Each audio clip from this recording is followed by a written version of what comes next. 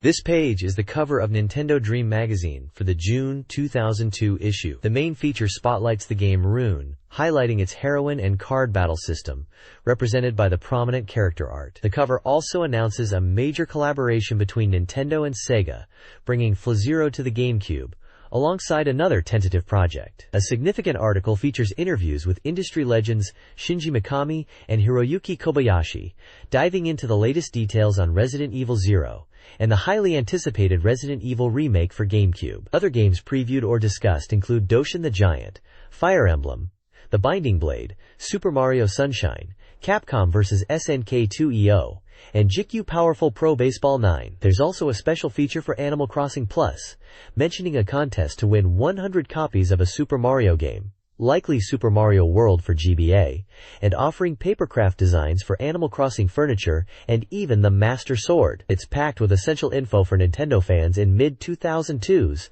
covering a mix of major upcoming titles and developer insights.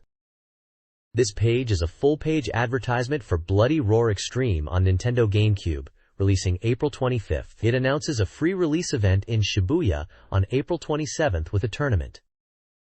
This page is a full-page advertisement for Bloody Roar Extreme, the wild 3D beast fighting game, hitting shelves April 25th for 6,800 yen. It showcases transformations, new characters, and special moves. A budget re-release of Bloody Roar 3 is also coming to PlayStation 2 on May 9th for 3,800 yen.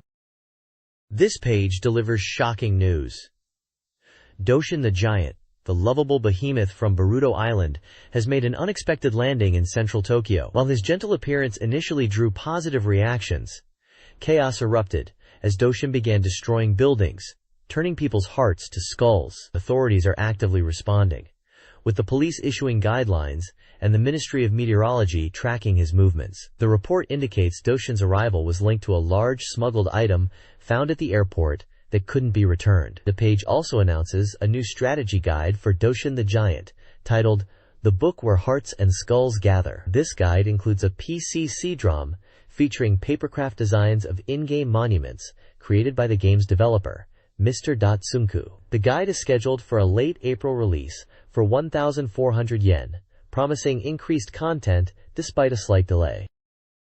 This page is the table of contents for Nintendo Dream Volume 69 from June 2002, packed with features on major Nintendo titles of the era. The main articles kick off with a deep dive into Biohazard, that's Resident Evil to us outside Japan, including an interview with key developers Shinji Mikami and Hiroyuki Kobayashi, and coverage of Biohazard Zero. There's also a feature on an Animal Crossing Village Festival event, and a look at the upcoming tropical adventure, Super Mario Sunshine. Other big games covered include Doshin the Giant, Capcom vs. SNK 2EO, GameCube Powerful Pro Yaku 9, that's Konami's baseball series, the action RPG Rune, and GBA titles like Fire Emblem, The Binding Blade, and Totoko Hamutaro 3, Love Love Daibuken Daichu, Hamtaro, Ham Ham Great Escapade. They also feature Pokemon Ruby/Sapphire for GBA, Mr. Driller Ace, Shining Soul, and even coverage on the original Biohazard and Battleseal. The Game Index section is a handy list showing page numbers for coverage on a ton of GameCube and GBA titles, including major releases like Metroid Prime, Shining Soul, and many more. The issue also includes the usual regular columns covering various fan activities and Nintendo news. This page features the results of the reader poll for the top 20 most anticipated new games. Despite the delay of Star Fox Adventures, the ranking is dominated by heavy hitters. Topping the charts is The Legend of Zelda, GC, placeholder title, followed closely by Super Mario Sunshine, GC, which is set for a July 19th release. Star Fox Adventures, GC, still holds a strong third place, and Mario Tennis makes a new entry for the GBA. The list features a solid mix of GameCube and Game Boy Advance titles, including anticipated releases like Metroid Prime, GC, the Biohazard, Resident Evil, series entries, GC, Golden Sun, GBA, Fire Emblem, The Binding Blade, GBA, and Rockman Zero, Mega Man Zero, for GBA. Games like Rune, GC, Mario Golf, GC, and Capcom vs. SNK 2EO, GC, also made the cut. The ranking is based on votes submitted by readers between March 21st and April 8th, 2002. There's also a calendar for April and May 2002, highlighting key dates and game releases, including Rune and Bloody Roar Extreme in April, and titles like the 2002 FIFA World Cup game in May. The bottom of the page provides a guide on how to interpret the game specification data presented on subsequent pages, and details about GBA connectivity and GameCube memory cards. This page is all about the exciting reader giveaway. Back in 2002s, readers had the chance to win some fantastic gaming gear and merchandise. Highlighting the selection were items from the Sega Game Jam 2 event and the highly anticipated Virtua Striker 2002, including a signed bench coat and the game's uniform. The prize pool was diverse, featuring major items like a Nintendo GameCube console with a memory card 59, a GameCube controller, and a Game Boy Advance system. Game prizes included NBA Courtside 2002 for GameCube, plus GBA titles such as Virtua Striker 2002, the unique shepherding game known as Sheep, the action-packed Mega Man Zero, and the baseball RPG Power Pro Con Pocket 4. Readers could also win cool collectibles like a Sega Goods set, a Virtua Striker 2002 water bottle, a Shining Soul GBA LCD cover, and even an Animal Crossing Plus e-reader card folder with original cards. Adorable Pikmin plushies in red, blue, and yellow were also prizes, as was a charming pin badge featuring HAL Laboratories mascot, the Dog Egg. The deadline to enter was May 20th, 2002, with winners announced later that summer. What a spread of goodies. This page is hyping up an awesome contest for Animal Crossing Plus players on the GameCube, sanctioned by Nintendo and exclusive to this magazine. It's the Village Pride Festa, held to celebrate the first anniversary of the N64 Animal Crossing. They're calling on fans to show off their creativity.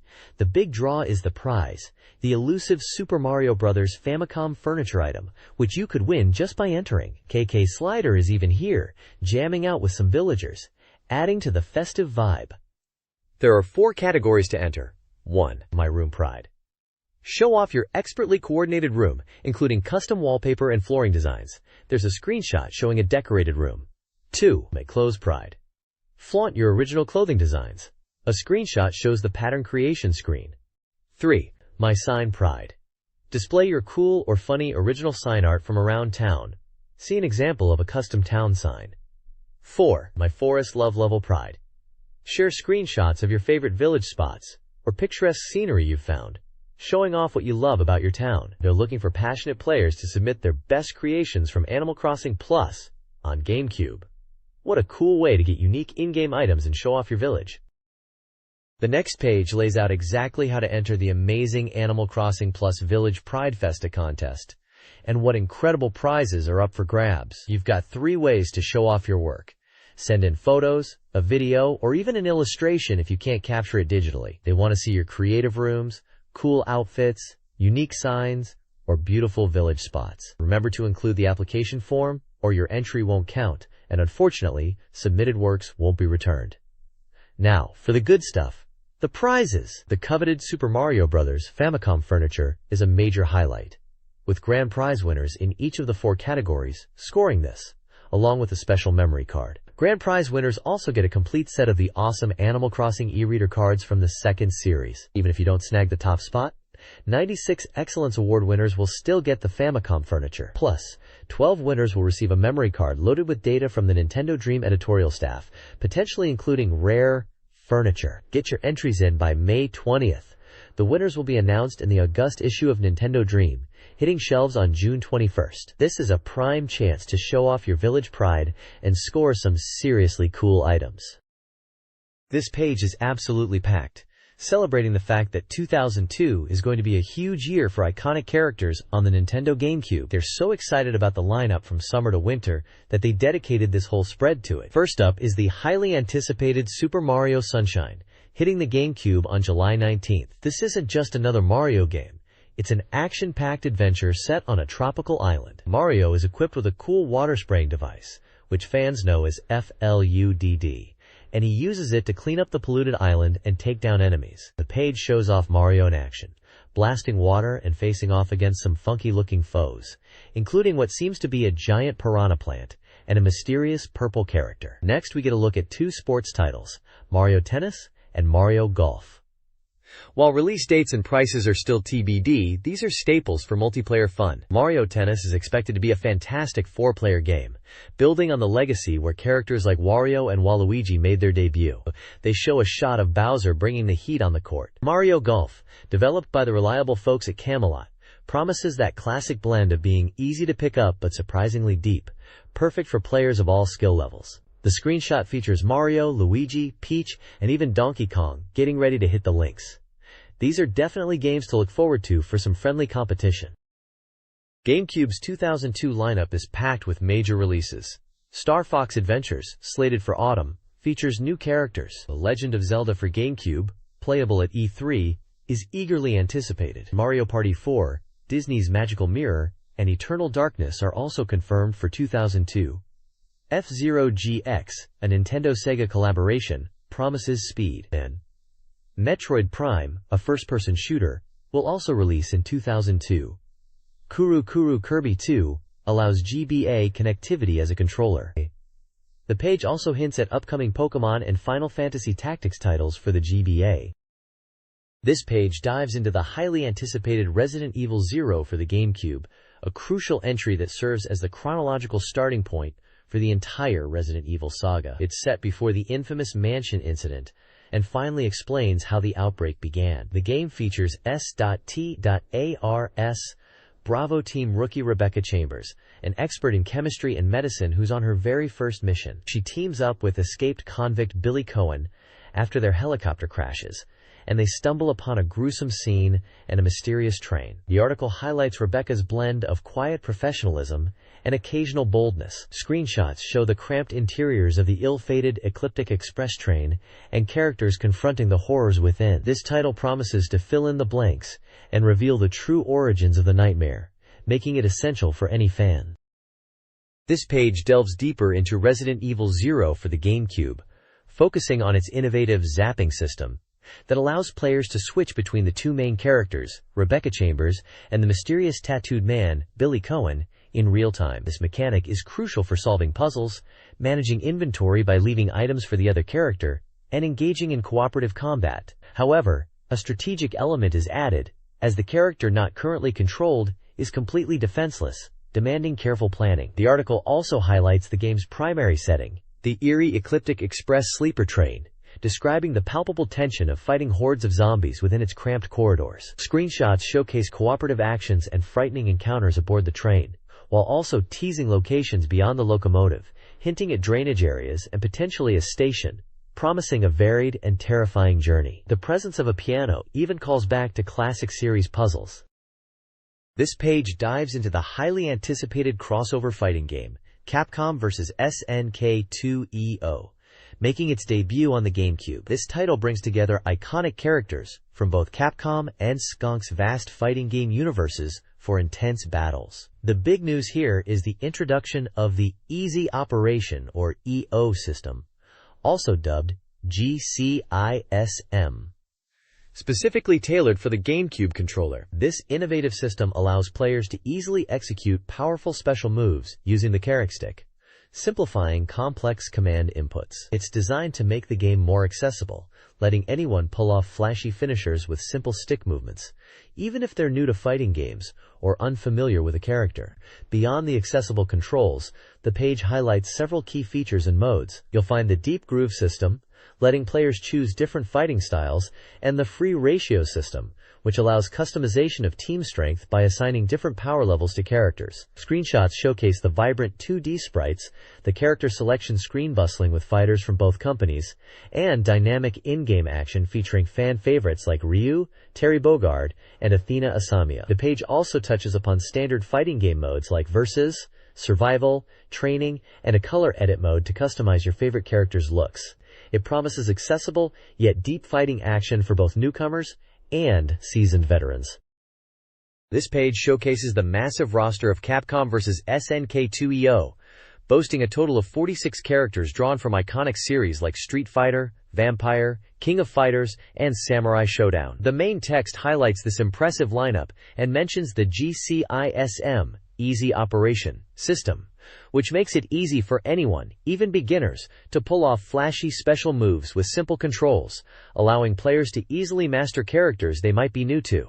Several fan-favorite characters are featured with large portraits and brief descriptions, including Capcom's Chun-Li, Morrigan Ensland, Ken Masters, Akuma, and Cammy White, alongside Sonk's Mai Shiranui, Nakoru, Iori Yagami, Rugal Bernstein, and Vice. The page also includes extensive lists of characters for both the Capcom and SNK sides at the bottom, covering nearly all the fighters available in the game, from classics like Ryu, E Honda, Guile, Zangief, Dhalsim, Sagat, and M. Bison on the Capcom side, to Terry Bogard, Kyo Kusanagi, Geese Howard, King, Ryo Sakazaki, Yuri Sakazaki, and Rock Howard on the SNK side, plus special variants like Evil Ryu and Orochi Iori. This page emphasizes the sheer scale and variety of the character lineup available in Capcom versus SNK 2.0. This page dives into the darker side of Doshin the Giant, focusing on the impact of the giant's negative actions and the appearance of Jashin. Published by Nintendo and released from March 14th for 6,800 yen, the game is uniquely listed here as a tropical action title. Despite being more of a simulation or god game, it supports one player and requires 40 or more blocks on the memory card, notably including a memory card 59. The core theme highlighted is how the islanders' hearts change, based on whether you perform good or bad deeds as Doshin. Doing bad things, or playing as the evil giant Jashin, results in the islanders giving off skulls, instead of the usual hearts. This shift in their mood dramatically affects the type of monument they build. Instead of the benevolent structures seen when the islanders are happy, accumulating enough skulls leads to the construction of intimidating, spiky, hate monuments, symbolized by the character Moai Hate, who gleefully introduces himself as a winged skull. The page walks through the process. Jashin appears near a village, the buildings start to transform into creepy shapes, and ultimately, a spiky hate monument is completed. This fascinating mechanic shows the direct consequence of the giant's choices on the islanders' culture and environment. This page explains how the giant's actions influence the islanders' hearts in Doshin the Giant, ultimately determining the fate of Bard Island. It delves into the mechanics of collecting skulls and hearts. To collect skulls, you can perform negative actions, most effectively by transforming into the evil giant Jashin near the islanders. They will flee in fear and give off skulls. Destroying buildings, stepping on people, or intentionally obstructing their paths also yields skulls. Even carrying hardworking islanders away from their tasks can result in skulls. Conversely, to return a village to a state of love, where islanders give hearts and build benevolent monuments, you must respond to their desires. Fulfilling their wishes by building structures or otherwise helping them will earn hearts. Carrying islanders who are simply playing can also lead to hearts being given. While converting a village back from hate is challenging, perseverance can make it possible. The page emphasizes that the giant's every action, whether as the benevolent Doshin or the malevolent Jashin, directly impacts the islanders' mood and the resulting landscape, visually represented by the shift from love villages with hearts to hate villages with skulls and spiky monuments. The fate of the island truly rests in the giant's hands. This page continues the discussion on Doshin the Giant, focusing on the quickest way to complete the monuments. It explains that besides the giant's actions affecting hearts and skulls, completing monuments efficiently involves strategically combining islanders. A flowchart shows how different colored islanders merge to form new villages, detailing a path through 6 settlements to achieve this goal. The page also touches upon how to create naughty islanders and the distinctive appearance of their villages, marked by flags and spiky monuments. It suggests that adding specific colors to existing settlements speeds up development. Beyond the main objective, there's a section encouraging players to simply relax and enjoy the game's atmosphere, highlighting the beauty of the changing sky, exploring different island types, like men-only or women-only villages, and finding scenic spots to photograph. Screenshots showcase the islander villages, the giant in various locations like atop a mountain or underwater, and the menacing form of Jashin looming over a village. This page dives deeper into Doshin the Giant. Following up on the previous page's discussion, it presents a comprehensive checklist of the game's monuments, categorizing them by type like X-shaped, gate-shaped, and pillar-shaped dolmens, meeting halls, fountains, watchtowers, gravestones, moai, totem poles, wooden statues, otori statues, great dog statues, pyramids, and ground paintings. For each type, there are 2 variations, one associated with love and one with hate, allowing players to track which versions they've built. There's a tantalizing hint that the checklist isn't fully revealed, represented by Oi, and completing all 15 known monument types might lead to something special. The page also reveals a hidden gameplay mechanic: finding secret treasure boxes. Players can discover these by listening to villagers who claim to know the location of treasure. The trick is to pick up such a villager and walk around the island with them until they exclaim they've found something. Opening the resulting treasure box reveals a previously unseen creature, a Zukame, which will then roam the island. The page notes there's only one per box, but suggests other hidden things might be waiting to be found. Screenshots show the giant interacting with the island, and a glimpse of the unique Zukame creature. This page features two exciting sports titles making their debut on the Nintendo GameCube. First up is the highly anticipated GameCube Powerful Pro Baseball 9, finally bringing the beloved Power Pro series to the system. As expected, it includes fan favorites like the Player Success Mode and the season-long Pennant Mode, packed with the latest player data. The article speculates on the setting of the Success Mode, hinting it might involve high school or college life based on hints in the screenshots. The game is listed for release on July 18th for 6,800 yen. Below that, we get a look at 2002 FIFA World Cup, perfectly timed to coincide with the real-world tournament. This official game boasts updated data for stadiums and participating countries, allowing players to lead the Japan national team to victory. The article notes the simple yet dynamic gameplay captures the excitement of soccer. Released on May 2nd for 5,800 yen, it's the perfect way to dive into the World Cup fervor. Screenshots show gameplay action and the team selection screen featuring the Japan squad.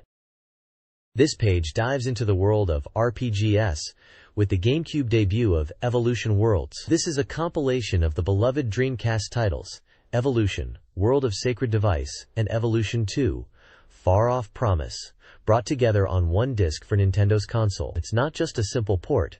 The game features graphical enhancements, rework scenarios, and even new content. Described as a full-fledged RPG, the article highlights its accessibility for newcomers, while still providing a tense adventure that seasoned players will enjoy. The story follows Mag Launcher, a young adventurer in search of legendary sci-frame tools in ancient ruins, accompanied by the mysterious girl Linear. The core gameplay revolves around exploring automatically generated dungeons. As you move, the map fills in, uncovering traps and enemies. Touching an enemy on the map transitions seamlessly into a turn-based battle. These battles are presented in full 3Ds, featuring dynamic camera angles and an action meter that shows the turn order for both allies and enemies. Dialogue scenes feature character portraits and text, adding depth to the narrative. It looks like a solid dungeon-crawling RPG experience, making a welcome appearance on the GameCube. This page reveals the official title for the upcoming GameCube Online RPG as Phantasy Star Online Episode N2. Get ready for the summer release. This version bundles the original Dreamcast game, Episode Is, with an entirely new Episode 2, offering a massive amount of content. You can play solo, split screen with up to 4 players locally, or connect online for multiplayer adventures. The page showcases exciting new areas and introduces some fearsome new enemy types. You'll also see redesigned weapons and entirely new categories to discover. The screenshots highlight the colorful 3D environments and intense battles. Notably, it confirms support for online play via a modem adapter and compatibility with a keyboard controller for easier chatting. Excitingly, the page announces a trial period is scheduled for late May, allowing players to get a head start and experience the online network test. There are details about purchasing a special trial edition set for those who want to jump in early. Phantasy Star Online Episode Is and 2 looks set to bring a massive, connected RPG experience to the GameCube.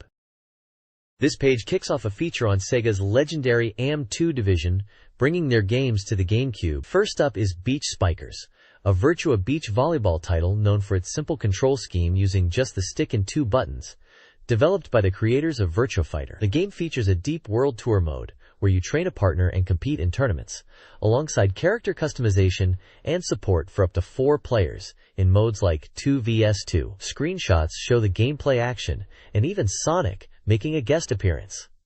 Also featured is the wild and crazy driving game, Crazy Taxi, previously a hit on Dreamcast. This port brings the frantic fun of picking up passengers and tearing through the city to deliver them as fast as possible, pulling off huge jumps and driving recklessly. The page highlights the exhilarating gameplay and the iconic punk rock soundtrack, particularly mentioning The Offspring, which perfectly complements the high-speed chaos. The screenshots capture the vibrant urban environments and intense taxi action. Rune, a GameCube card action RPG, features strategic card combat. Battles occur on a world map, transitioning to a dedicated battle screen. Players use cards from their hand to attack, consuming them in the process. Returning to the world map replenishes the hand and deck. Card capture allows players to add defeated enemies to their deck. Deck editing is done at edit points, where cards can be added, bought, or changed. Weapon cards require proximity, while summon cards' placement affects their effectiveness. This page delves deeper into the world and mechanics of the action RPG Rune. At the top, we're introduced to some key figures involved in the story surrounding the Argyle continent, including the mysterious Van Hound, known as the Demon Lord who controls strange creatures, and Gloria, a captivating woman rumored throughout the Five Kingdoms. A map of the continent is shown, hinting at a significant rift or crack.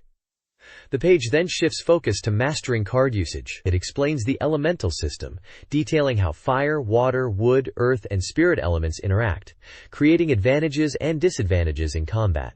Screenshots clearly illustrate the significant difference in damage dealt when attacking a weak versus a resistant opponent based on elemental alignment. Next, the article highlights special support cards. These include cards that enhance attack power, like the Enchanter, cards that drain an enemy's health, exemplified by the Anemone, and cards that reduce the damage the player receives, such as Summoning Katia. The page also covers the combo system, explaining how combining cards, often of the same element or ability, can create synergistic effects or powerful combined attacks. Finally, a panel teases that there are many more fascinating cards to discover, promising further details in the next issue. This page picks up right where we left off, with the deep dive into Rune, presenting detailed guides for the game's early areas. It covers 4 key locations: Orange, the Loire Plain, Bresson, and the Amiens Cemetery. For each area, you get a helpful map showing the layout and marked locations of specific items, usually cards. Below the map, there's a list of the creatures you'll encounter, giving you a heads-up on the potential threats. Then comes the coveted obtainable cards section, listing what powerful allies or abilities you can add to your deck in that zone. Each section also includes a point tip offering strategic advice for the area, like where to trigger events in Orange, how to handle specific creature combinations in the Loire Plain trial map, solving a valve puzzle in Bresson to get a card, or checking hidden spots in Amiens Cemetery for hints. There are 2 special panels. One for Bresson highlights encountering the fairy Dr. Russell, suggesting you ask him about fairies for potential rewards, and noting that finding many red fairies might lead to something good. The other panel focuses on the boss in Amiens Cemetery, the Necromancer, who attacks by launching his head. The advice is classic Rune strategy. Stack your deck with recovery cards and attack him from behind with powerful cards. It's all essential early game guidance to master the card mechanics introduced earlier. The next page plunges deeper into Rune, guiding you through the sheer waterway in Grail Castle. For the sheer waterway, you get the map, along with lists of creatures like water reapers and mind flayers, and obtainable cards including Maelstrom and Carbuncle. The mind flayer is the boss here, and you'll need to hit switches to get through areas. Grail Castle is also mapped out, detailing creatures such as red lizards and birdmen, and cards like Lifesteal and Will-o'-the-Wisp. This area features the mysterious girl Gloria at the end. She can summon creatures from cards, and her motives are tied to getting cards from destructible boxes. A helpful point notes that examining statues might open paths. Beyond the dungeons, the page highlights the Bone House, accessible from the world map, where listening to rumors can unlock new stages like the Dine Valley, home to a giant egg, and the Cranville Desert, teeming with new creatures. Visiting the Bone House is also crucial for leveling up cards and trading. The next issue is teased to focus on center strategy and reveal more cards. This page dives into the world of Fire Emblems, the Binding Blade, the first GBA title in the series. It asks if you're carrying your GBA everywhere, constantly thinking about leveling up, Roy. It says that's exactly what you should be doing. From Chapter 6 onwards, You gain access to a pre-battle screen, allowing unit management, map checking, and item organization. This is super convenient, especially for item transfers and studying enemy placement. The page also gives tips on efficiently training weaker characters. It suggests using them to chip away at enemy HP before having a stronger character finish them off for experience. For weak characters who are left alone by enemies, rescue them and retreat. Characters like the Mage Luke and Priestess Liena are good candidates for this method. Fighting bosses get specific advice. Bosses drop valuable experience, but they're tough. The strategy is to chip away at their health with strong characters, reducing it to about 2/3, and then having a character with advantageous equipment finish them off to gain the level up. Finally, the page unveils new character illustrations. We see Cecilia, a general from Etruria's army, Saul, a priest from the Elimine Church, Ellen, a gentle sister from Bern, Dorothy, Saul's archer bodyguard, and Marcus, a veteran paladin. Ellen and Saul are highlighted as key healers early on. The screenshots show the menu screen with options like Unit Select and Map, and a battle scene on a map. This page continues the journey through Fire Emblem, The Binding Blade, focusing on Chapters 6 and 7. Chapter 6, titled The Trap, details the obstacles Roy and his group face on their urgent trip to Ostia. The map is described as a trap, with many locked doors, requiring a door key. Reinforcements appear from opened rooms, emphasizing the need to level up and advance cautiously, concentrating attacks, and having weaker units retreat if isolated. The page highlights recruiting the Nomad Sioux, suggesting you bring Chad the Thief along to secure treasures. Chapter 7, The Ostian Rebellion, describes reaching Ostia only to encounter new troubles. This chapter introduces the arena, a crucial feature for leveling up characters by betting gold and fighting various unit types. Damaged units recover near the entrance, making it convenient for repeated battles. A map description confirms the arena's presence and advises training here. Data sections list deployable and enemy units. A key event involves the Isilia mercenaries, who appear as green units and automatically fight enemies until recruited by Roy. The page notes that Zealot the Paladin is a reliable frontline unit like Marcus, and that recruiting the Ilia mercenaries significantly boosts your forces. The next page delves into the next stages of Roy's journey in Fire Emblem, The Binding Blade. First up is Chapter 8, Reunion, finally bringing Roy and Lilina back together in Ostia Castle. The objective is to rescue Lilina quickly, as there's no time to waste. The map involves navigating the castle, with friendly reinforcements appearing from a small room, requiring you to break down walls to link up. You'll want to lure enemy archers near Lilina away. The story highlights the emotional reunion between Roy and Lilina, and later in the chapter, Wendy, Ogier, and Chad appear. Recruit Estal and Chad to get the chapter's treasures. Below that is the Chapter 8, Gaiden, Sword of Flame, an optional map unlocked by successfully rescuing Lilina in the main chapter. This challenging Gaiden chapter is set on a fiery map, where flames erupt from the floor, damaging units. The story introduces General Cecilia of Etruria, Roy's former military teacher, who joins the fight against Bern, led by Narshan and a dragon. This chapter is crucial for obtaining a legendary Obsidian weapon. The boss, Her Wunning, is weak to armor-killer weapons, so come prepared. The screenshots show the dynamic reunion scene and the introduction of the seasoned General Cecilia. The next page covers the next two chapters of Fire Emblem, The Binding Blade. First up is Chapter 9, titled The Misty Isle. Roy and his army are sent to the Western Isles, where the map is shrouded in fog, making navigation difficult. You'll need to use torch staves to reveal the terrain and advance cautiously. There are villages and forts to visit for items like a silver lance and restore. Be wary of continuous enemy reinforcements appearing from the central area. The focus should be on reaching and defeating the boss quickly before being overwhelmed. This chapter also features the appearance of Fur and Shin, characters you might want to recruit. Below that is Chapter 10, The Ones Who Resist. Roy wants to push forward quickly, but enemies stand in the way. The map layout suggests a relatively straightforward path from top to bottom, but the guide notes you'll need to clear obstacles. A village in the middle yields a useful swordbuster. The boss of this chapter is Node, a powerful mage. The guide suggests trying to contact him with an archer, hinting at a potential recruitment or dialogue event. Clearing this map is essential to advance the main story. The reviewer notes, Node's motives are unclear but questions why Etruria seems to be leaving everything to Roy. The next page dives into the latest adventure of everyone's favorite little hamster, Hamtaro. Ham Heartbreak on the Game Boy Advance. The article notes how clear and crisp the graphics look on the GBA, and how excited everyone is for this new installment. The story kicks off with a new villain, Devil Ham, who is causing chaos by destroying love in the hamster world. This causes big trouble for the lovey-dovey hamsters. Hamtaro and Ribbon must team up and set out on a big adventure to protect everyone's love. The page shows off some early screenshots hinting at Devil Ham's appearance and the start of the journey. Just like previous games, you'll get to meet tons of Hamtaro's friends. A cool feature highlighted is learning new ham chat words.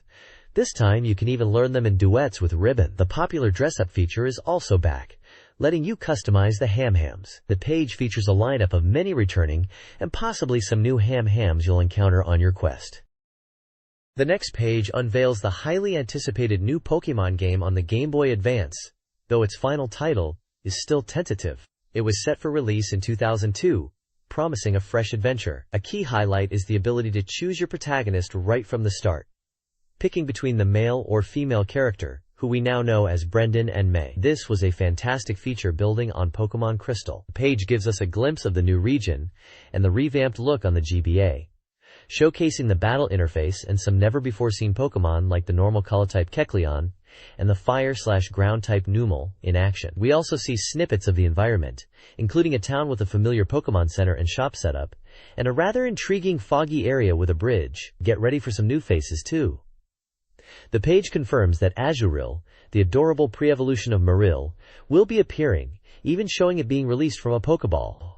Plus, we're introduced to more new critters like Wynot, the cute pre-evolution of Wobbuffet, the spooky Requiem Pokemon Duskull, and the Firefly Pokemon Volbeat. There's also a brief note about a limited-time event where players of Pokemon Gold, Silver, or Crystal could receive a mystery egg containing special Pokemon, like a Charmander Knowing Crunch, or a differently colored Totodile at Pokemon Centers. This page dives into the latest entries in the beloved Mr. Driller series.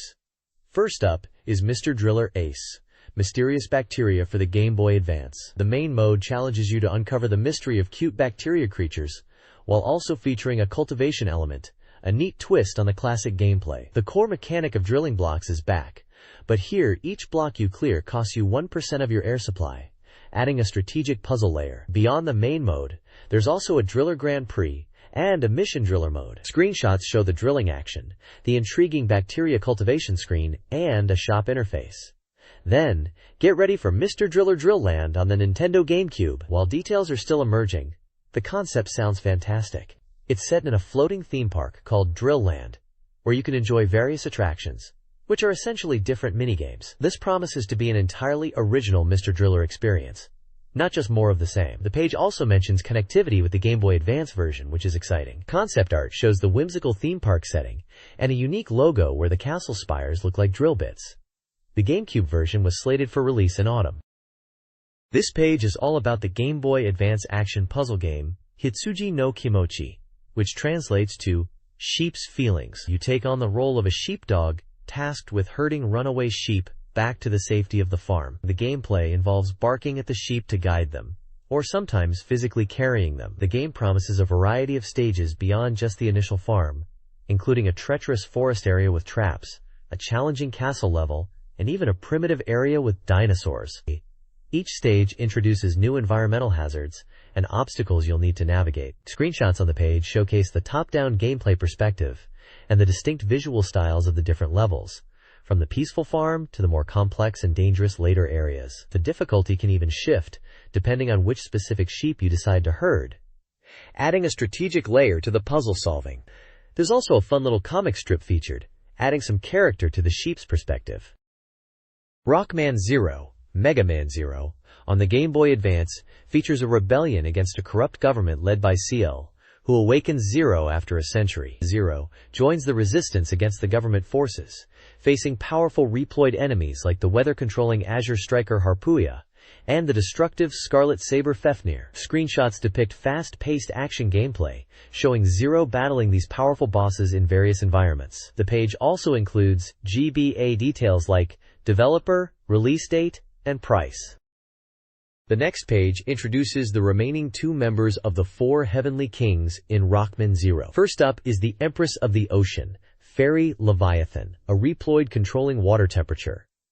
She plays a key role in manipulating the atmosphere for human survival. In battle, she uses her spear, the Frost Javelin, and controls ice and water to put enemies into eternal sleep, leading the Deep Sea Army. Screenshots show Zero battling her, dodging attacks like Marine Snowling and Spirit of J-Ocean. Below her is the General of Darkness, Hidden Phantom, leader of the Phantom Army and formerly head of X's Direct Guard unit. He's described as having a calm but ruthless personality towards X.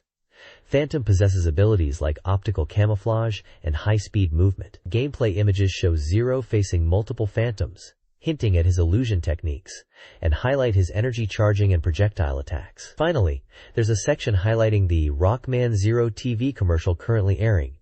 It features an anime touch and was produced by Studio 4. The accompanying images showcase animation stills, giving a glimpse into the dynamic look of the commercial, featuring Zero, CL, and intense battle scenes. This page dives into some classic Konami action.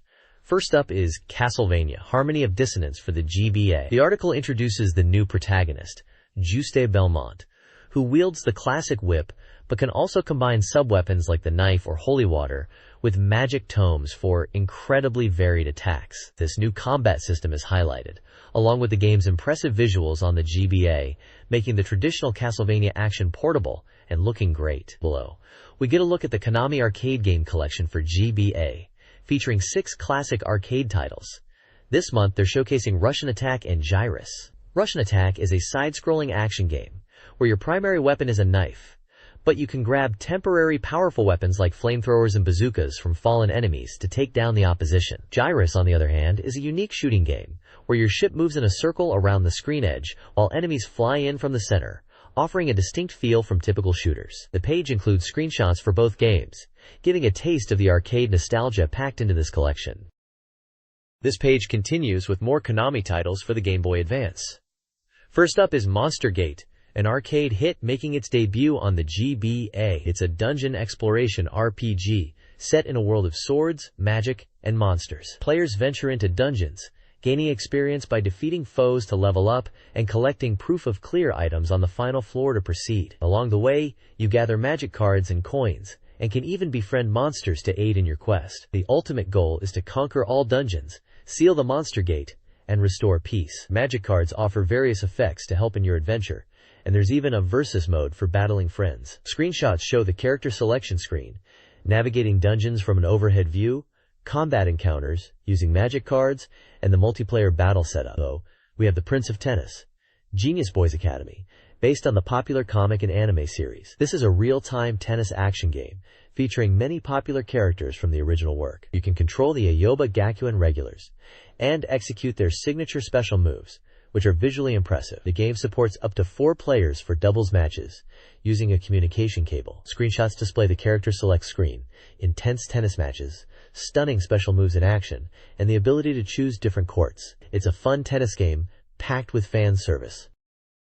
This page features Shining Soul for the Game Boy Advance, a fantastic action RPG from Sega that really stood out on the platform. The core gameplay is all about battling enemies, exploring dungeons, and growing your character by gaining levels and finding powerful gear. What truly made Shining Soul special, though, was its support for up to 4 players simultaneously using the GBA communication cable. This was a killer feature, allowing you and your friends to tackle the dungeons together in ways other RPGs couldn't match. The game offers 4 distinct character classes to choose from, each with unique abilities. This page dives into some details on stages 5 and 6, highlighting various monsters you'll encounter in those areas, such as the creepy doll with its fast attacks, the fire-breathing Cerberus, standard skeletons, the flying harpies, and the powerful, albeit slow, dragon. Screenshots show the classic dungeon exploration, the ability to use soul powers for attacks, and the character status screen where you manage your growth. It's a solid action RPG experience, elevated significantly by its excellent multiplayer. This page delves further into the world of Shining Soul on the Game Boy Advance, giving us a look at stages 5 and 6. Stage 5 is the Glisoethable Temple, a tricky area filled with warp zones that can easily disorient you. It's crawling with hordes of skeleton-type monsters, and you'll even encounter high-defense stone statues that come to life. The boss for this stage is Iomu, one of the Dark Dragon's 5 generals. This formidable foe remains stationary, but constantly summons reviving minions, and his attacks can even freeze you. Your best bet is to focus damage on his exposed belly. Following that is Stage 6, the Dioru Waterway. This stage features a network of narrow passages, densely populated with enemies, including resilient ice golems and the first appearance of powerful dragons. You'll need to manage both ranged and melee threats here. The boss of the waterway is Zeon, a zombie-like boss who challenges you in a unique way. He pops in and out of holes in the ground, much like a game of whack-a-mole.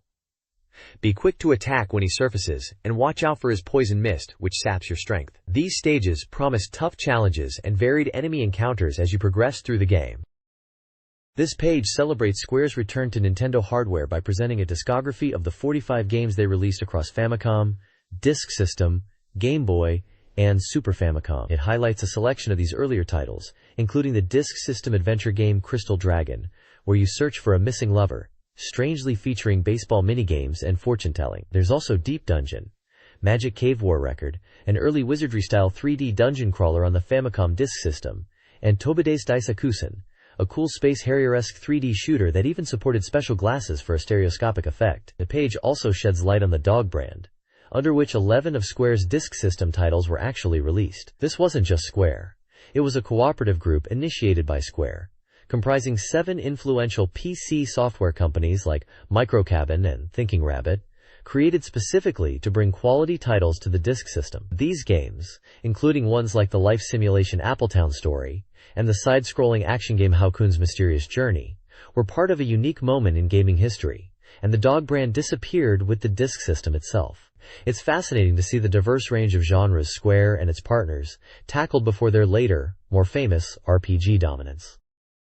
This page dives into more early games from Square and its Dog collective partners on the Famicom and Disk System, showcasing a diverse range of genres before Square became synonymous with RPGs. We see the sequel, Deep Dungeon 2, Hero's Crest, continuing the 3D dungeon crawling action, and Deep Dungeon 3, Journey of the Hero, which moved to Rome cassette. Other titles include Cleopatra's Treasure, an adventure RPG set in Egypt, and Corinne's Sword, an action RPG known for its high difficulty but thankfully featuring a quick save option. There's also the unique magnetism puzzle game Jikai Shonen Metmag, the racing title Highway Star clearly influenced by Outrun, and JJ, a 3D shooter supporting Nintendo's stereoscopic 3D system, similar to the previously mentioned Tobida's Daisakusen. The page also highlights AKUU Senki Rijin, a challenging Disk System shooter, Hanjuku Hero, an early simulation game featuring comical egg monsters which later became the Egg Monster Hero series,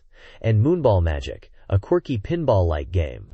Finally, there's a significant section celebrating the Final Fantasy series as one of the 2 great RPGSs alongside Dragon Quest. The text notes Final Fantasy's return to Nintendo platforms and its immediate impact, discussing how the series evolved and became a massive hit, with each installment, particularly the Famicom trilogy, FFI, FF2, FF2I, building upon the last while also maintaining its unique identity and becoming a cornerstone of the RPG genre.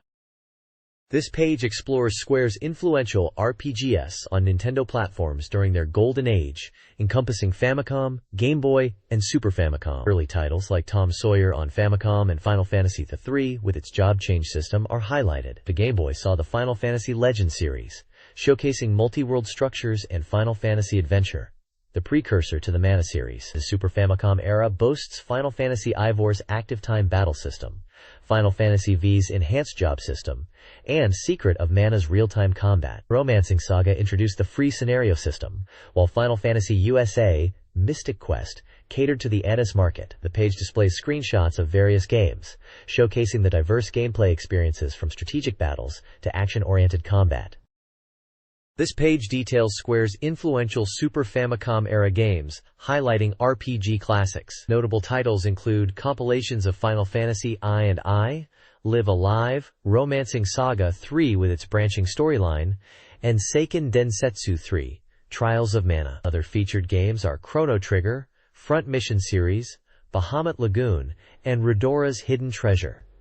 The page emphasizes Square's innovative gameplay mechanics and compelling narratives, culminating in the collaborative hit, Super Mario RPG, Legend of the Seven Stars, with anticipation for a sequel. This page features a captivating theory article alongside announcements for strategy guides. The main story delves into a fascinating hypothesis, connecting the real-world Kudanshita area of Tokyo with the world of Fire Emblem, the Binding Blade on Game Boy Advance. The article explores a theory involving a mysterious Mr. Ricky and his Ricky Academy in the area, suggesting that perhaps the legendary Binding Blade itself could be found there. Images show ancient-looking artifacts and a shop exterior labeled Royshuten, hinting at potential in-game connections. While the tone is clearly speculative, it's an interesting blend of real-world locations and game lore. The page also lists winners of a monthly prize draw and, notably, announces a new strategy guide for Fire Emblem, the Binding Blade. This guide, covering characters, maps, and more, was set for release on May 1st for 1,200 yen, a must-have for anyone diving deep into Roy's first adventure. This page is a fantastic special sticker sheet, volume 69. It's packed with stickers for some seriously exciting games from the era. You get some great ones for the highly anticipated Super Mario Sunshine, featuring Mario himself, geared up with his FL.UDD pack. There are also cool image illustrations for 0G, X, and X, showing off the iconic Captain Falcon. Plus, for those who like a bit of horror, there are stickers for Resident Evil, featuring classic characters like Chris Redfield and Jill Valentine. The cuteness isn't forgotten either, with lovely spring-themed stickers for Animal Crossing, plus featuring a group of adorable villagers under cherry blossoms. Fans of the lesser-known Rune will find some character stickers here too. Adding practicality, there are dedicated stickers designed to fit on the spine of your Nintendo GameCube game cases for titles like Bloody Roar Primal Fury, 2002 FIFA World Cup, and Rune, as well as a label sticker for a memory card 59. It's a great collection covering a diverse range of genres. This page features a bright yellow background, appearing mostly blank. There are some extremely faint outlines visible across the surface, and a torn or rough edge along the right side. This page is the GameSoft Fan Club section, likely for the May 2002 issue. It kicks off by mentioning a significant increase in fan mail thanks to Spring Break. The Smash Bros. Fan Club section showcases fan feedback on their favorite characters and techniques in Super Smash Bros. Melee. Fans share drawings and comments about characters like Peach, Paydness, Ice Climbers, and Link, highlighting their preferred moves and why they enjoy playing as them. Next up is the Animal Crossing Fan Club, featuring fan contributions centered around daily life in Animal Crossing. It includes drawings depicting crafting activities like making nets or axes, fishing, and interacting with villagers. The section also teases a monthly contest for fans to participate in. Finally, the Fire Emblem Fan Club dives into Fire Emblem, the Binding Blade. Fans submit art and comments about characters such as Roy and Lilina. The editor notes that while the magazine's main walkthrough covers up to Chapter 10, the Fan Club section will discuss content further into the game, including the Dancing Girl character and later recruits. The editor also touches upon the game's difficulty, the challenge of managing units, recruiting characters like Rutgers, and the difficulty in finding specific items, encouraging fans to share their play experiences and opinions. This page dives into the fan clubs for several beloved Nintendo series. First up is the Mario Family Fan Club, buzzing with anticipation for Super Mario Sunshine, set for a July 19th release. Fans are excited for the short-sleeved Mario and can't wait to spend their summer with him. There are drawings and comments expressing excitement and hopes for the new GameCube adventure. Below that is the Mother Revival Prayer Committee.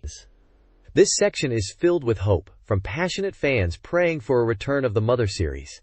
Submissions express the strong desire for news, perhaps even a port of Mother 3 on the Game Boy Advance, showing just how much the series means to its dedicated fan base. The Pokemon Fan Club is featuring the final installment of their humanization project, where artists reimagine Pokemon as human characters. It's been a popular theme, and now they're asking fans for ideas for the next creative project, showcasing some cool humanized designs like Cubone and Sizer, Likely. Finally, the game character rankings section is looking for new ideas and preparing to narrow down candidates for future fan-created rankings. Different categories are featured, such as healing-type characters, legendary couples, men's cool characters, and parent-child characters, highlighting the diverse ways fans appreciate the characters in games. This page is packed with fan submissions for various Nintendo series fan clubs. First up is the Kirby fan club, still calling for fans' favorite copy abilities. Mirror Kirby and Bomb Kirby are highlighted with enthusiastic comments and fan art, showing off the diverse powers players love in the SFC Kirby games. Below, the Zelda-kun 2002 fan club celebrates the news that the GameCube version of Zelda will be playable at E3. Fans are clearly hyped, submitting art featuring characters like the divisive new look for Link, the mysterious Sheik, and even speculation about Tingle's parents, showing massive anticipation for the upcoming adventure. Then there's the Star Fox fan club, dealing with a slight setback. Star Fox Adventures has been delayed. Despite the news, fans are showing their excitement through art, focusing on characters like the new heroine Crystal and fan favorite Falco Lombardi. Finally, the miscellaneous corners touch on fan questions, including one about Square's games appearing on Nintendo platforms, with a tease about upcoming Game Boy Advance titles. There's also a general illustration corner featuring fan art from various games, including a piece from Final Fantasy Tactics Advance. This page features the final chapter of the original manga side story, Dream Drunker Gaiden, by Shigehisa Nakawe. The top illustration shows a strange mechanical creature in a desert landscape, alongside the title. The manga panels depict Bowser's instructing a character to hurry to Flower Village. He's searching for the Dream Turtle, known as Yumagame, and announces that he's found him to someone off-panel. The large turtle character, Yumagame, is found alongside an old man. The old man is surprised to see Bowser. Bowser then questions Yumagame, asking if he took a certain boy to the dream world. Yumagame confirms that he did, musing about his own forgetfulness. The panels include other familiar Mario-like enemies such as Boos and Jack-o'-lanterns, but the narrative focuses on this original storyline involving the Dream Turtle and the mysterious boy. The text at the bottom confirms this is indeed the conclusion of the side story, and is an original manga different from any game content. This page continues the unfolding saga of the original manga, Dream Drunker Gaiden. Following the events of the previous chapter, the mysterious boy, Light, remains unconscious, asleep on the back of Yumagame, the Dream Turtle. The group, including the ever-present Bowser and other new characters resembling familiar Mushroom Kingdom residents, is gathered. Concerned that Light hasn't woken up after several hours, tension rises as Yumagame reveals that if something goes wrong, Light might not be able to return from the dream state. A character named Amos, who seems connected to Light's dream, proposes a drastic solution. They should enter Light's dream to try and bring him back. Yumagame is hesitant, admitting he's never attempted such a feat before. However, Bowser, in typical fashion, demands he just do it with guts. The page ends on a cliffhanger, as Amos wonders where Light is heading within his dream, leaving the group facing an uncertain next step. The next page dives deeper into Light's dream world in the Dream Drunker Gaiden comic. Having followed Amos and Bowser's into the dream, the group finds themselves in a ruined landscape that Amos notes eerily resembles Flower Village, a place familiar to fans of the Mario RPGs. They are searching for Light when they confront a massive, terrifying shadow creature. They quickly find Light, who is visibly scared. The young boy explains this monster is his dream, one that started small but has grown uncontrollably large. While Bowser, in his typical style, suggests they just beat it down and leave, Light is paralyzed with fear, insisting the creature is too big to defeat and they'll get caught again. As Light struggles with his terror, the giant shadow monster reappears, having apparently noticed them. The revelation hits. This terrifying creature is a direct manifestation of Light's own overwhelming fear. The next page continues the Dream Drunker Gaiden comic. Bowser confidently declares they should leave everything to him, boasting, falsely, that he's never lost a fight, and that he will fight alongside Amos. Light, still scared, is unsure, while Amos prepares for battle. The massive shadow monster attacks, and Amos quickly realizes that the creature's power is linked to Light's fear. Bowser, undeterred, insists they defeat the monster quickly so they can go home, and Amos agrees to take down the bad guy. The comic concludes here, with an editorial note indicating that DD Gaiden has ended for now, promising future adventures. This page features the Game Music Fan Club section, dedicated to game soundtracks. The main focus is on the Final Fantasy Tactics original soundtrack. The page includes an image of the album cover, depicting two characters from the game. It highlights the music by Hitoshi Sakimoto and Masaharu Iwata, praising its atmospheric quality and orchestral feel, stating it perfectly complements the game's mood. The reviewer notes that the soundtrack includes tracks not found in the game itself.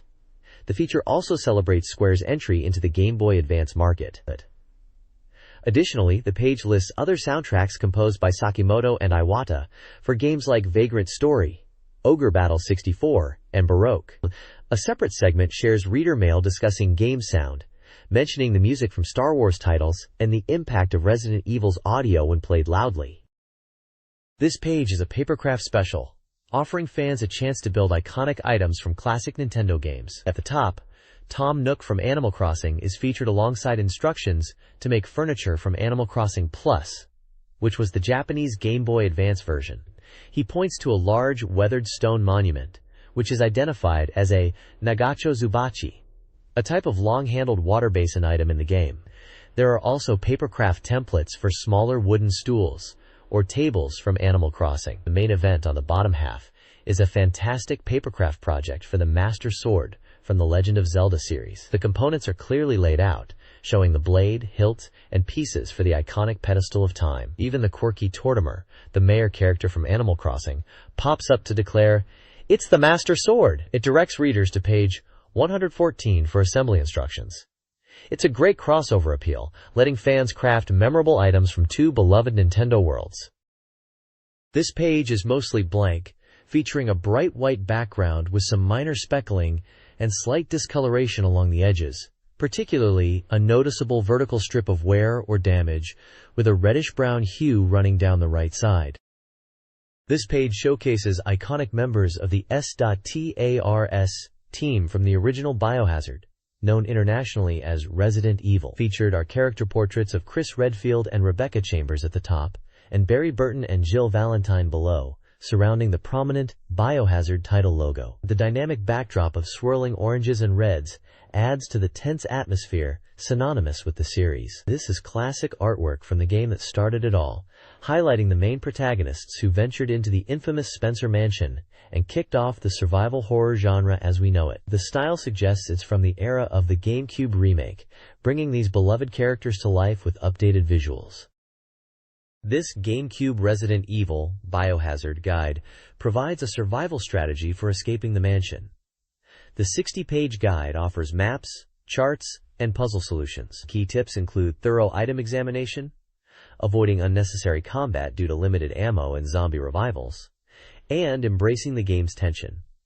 Saving frequently is crucial. Veteran player Keitaisa highlights the core gameplay similarity to the original, but notes meaningful improvements, while light user Sauhen found the game enjoyable after adjusting the controls. The guide emphasizes the horror elements and atmosphere, showcasing gameplay screenshots. Resident Evil Remake's post-game features include unlockable O-Make content. Costume changes are unlocked after a single playthrough, and then again after a second. Once again, mode lets you replay the game on any difficulty from the title screen with a green background. Real Survival Mode, accessible on normal difficulty or higher, removes item box connections and sets the difficulty to hard. Invisible Enemy Mode is unlocked after Real Survival, making enemies invisible and disabling auto-aim. Finally, clearing the game in under 5 hours unlocks the Samurai Edge Berry Ver, and 3 hours unlocks the rocket launcher with infinite ammo.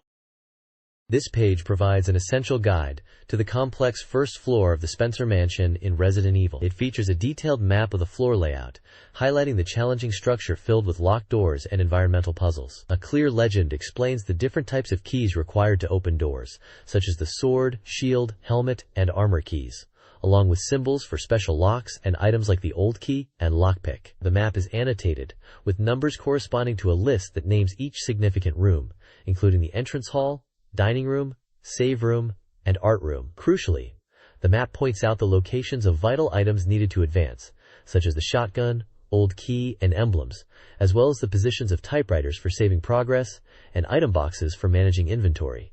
The accompanying text emphasizes the mansion's design, noting that the guide focuses on key items and door types to aid navigation, while leaving other items like ammo and herbs as discoveries for the player. Screenshots illustrate interactions with locked doors and items, making this map a must-have for traversing the intricate layout.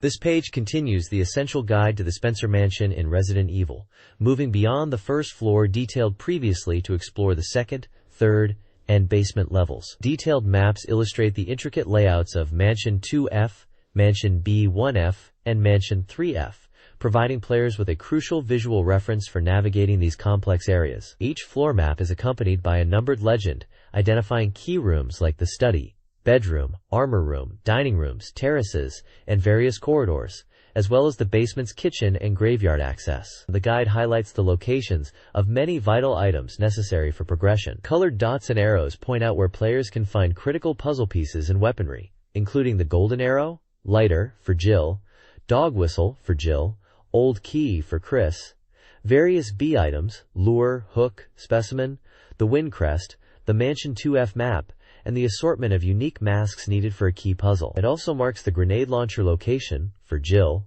and the curse book, which yields the sword key. A specific note explains the utility of the blue jewel item, detailing how interacting with a statue on this floor drops it to the one for a dining room, and its use in the tiger statue room for shotgun ammo. These maps are indispensable for players trying to survive the mansion's many dangers and puzzles.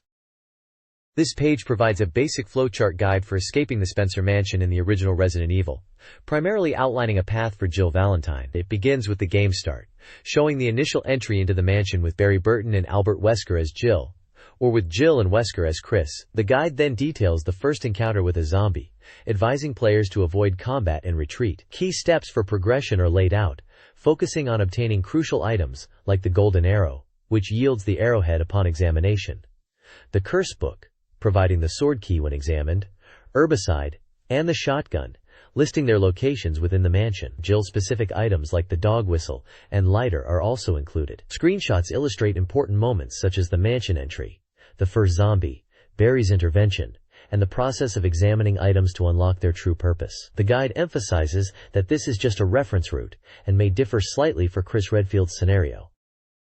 This page continues the guide for navigating the Spencer Mansion in Resident Evil, detailing key steps for both Jill Valentine and Chris Redfield. It suggests optimal exploration paths after obtaining the sword key, starting from the east side of the mansion. The guide points out the location of the mansion map in the 1F exhibition room, accessible by pushing a pedestal, but notes it may not be necessary for experienced players. It details obtaining essential items like herbicide, vital for later progression, found in different locations depending on the character. Instructions are provided for acquiring the shotgun, highlighting the ceiling trap, and the crucial step of exchanging it with the broken shotgun from the west storage room. A reunion with Barry for Jill can provide aid here under certain conditions.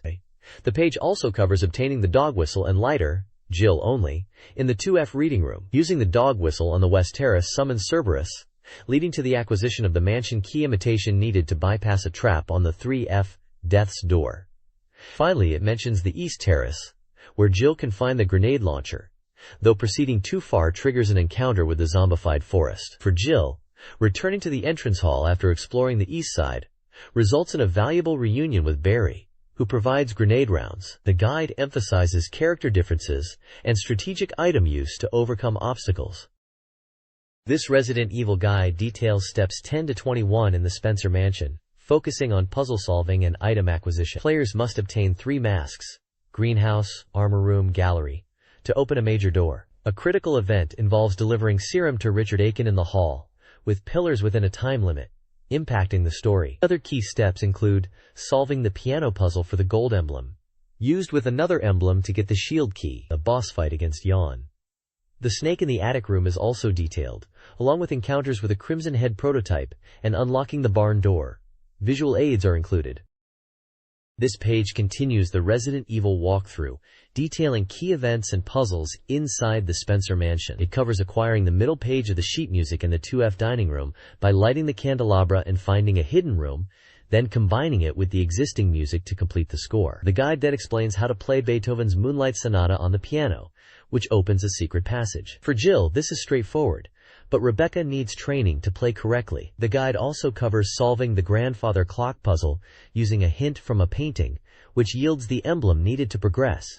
Combat encounters include the boss fight against Yawn, the giant snake in the attic room, where defeating it rewards you with the powerful assault shotgun. You also learn how to obtain one of the masks needed for the mansion's main door, and encounter a Crimson Head prototype. Finally, the guide shows you how to unlock the barn door using a specific object obtained earlier, allowing you to move into the next area. This section highlights crucial steps for unlocking new paths and obtaining essential weaponry.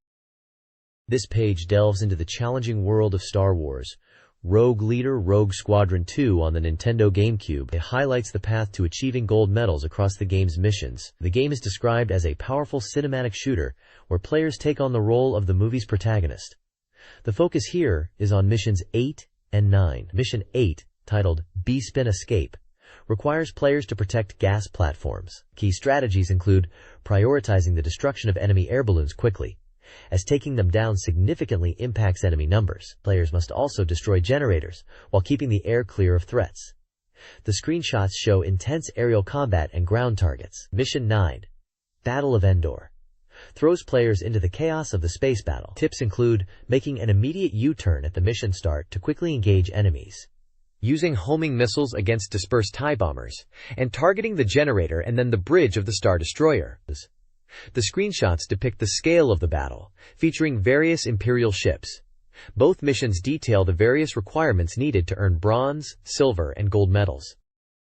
This guide details gold medal strategies for Star Wars Rogue Leader Rogue Squadron 2, focusing on Mission 10, the second Death Star. Prioritize destroying ground turrets, especially the initial 4 X-Wing linked shots, before the reactor trench. Losing the Millennium Falcon during escape doesn't preclude gold. The guide also highlights crucial upgrade items, scattered throughout the game's missions, that significantly enhance ship weaponry and shields. Specific upgrade locations and descriptions are provided, including the modified shield, modified proton torpedo, and modified laser cannon, among others. Finding and using these upgrades contributes to a greater sense of accomplishment. This page dives into Bloody Roar Extreme for the Nintendo GameCube, highlighting its debut on the console. It's a fighting game where characters can transform from human to beast, and the page explains the core mechanics centered around this transformation and the beast gauge. It covers the basic controls, detailing attacks, movement, and guarding, and touches on throws and evasive maneuvers like dodging. Key features like the beast transformation, which powers up characters, and the super beast transformation, which allows for multiple beast drives at the cost of health, are explained. The page features screenshots showcasing various characters, like Jenny, Shenlong, Alice, Long, Gato, Bakuryu, Yugo, and Yuriko, in action, demonstrating the transformations and special moves, like the powerful beast drive. It emphasizes the strategic timing involved in transforming and unleashing special attacks.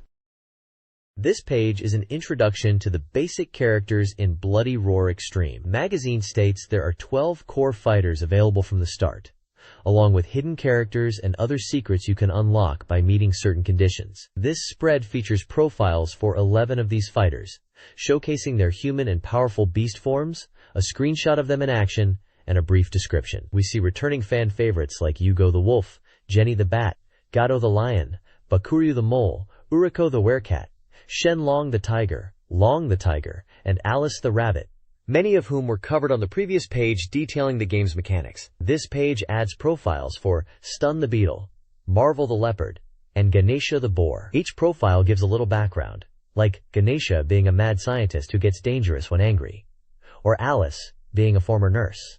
It's a great look at the initial roster and their unique transformations.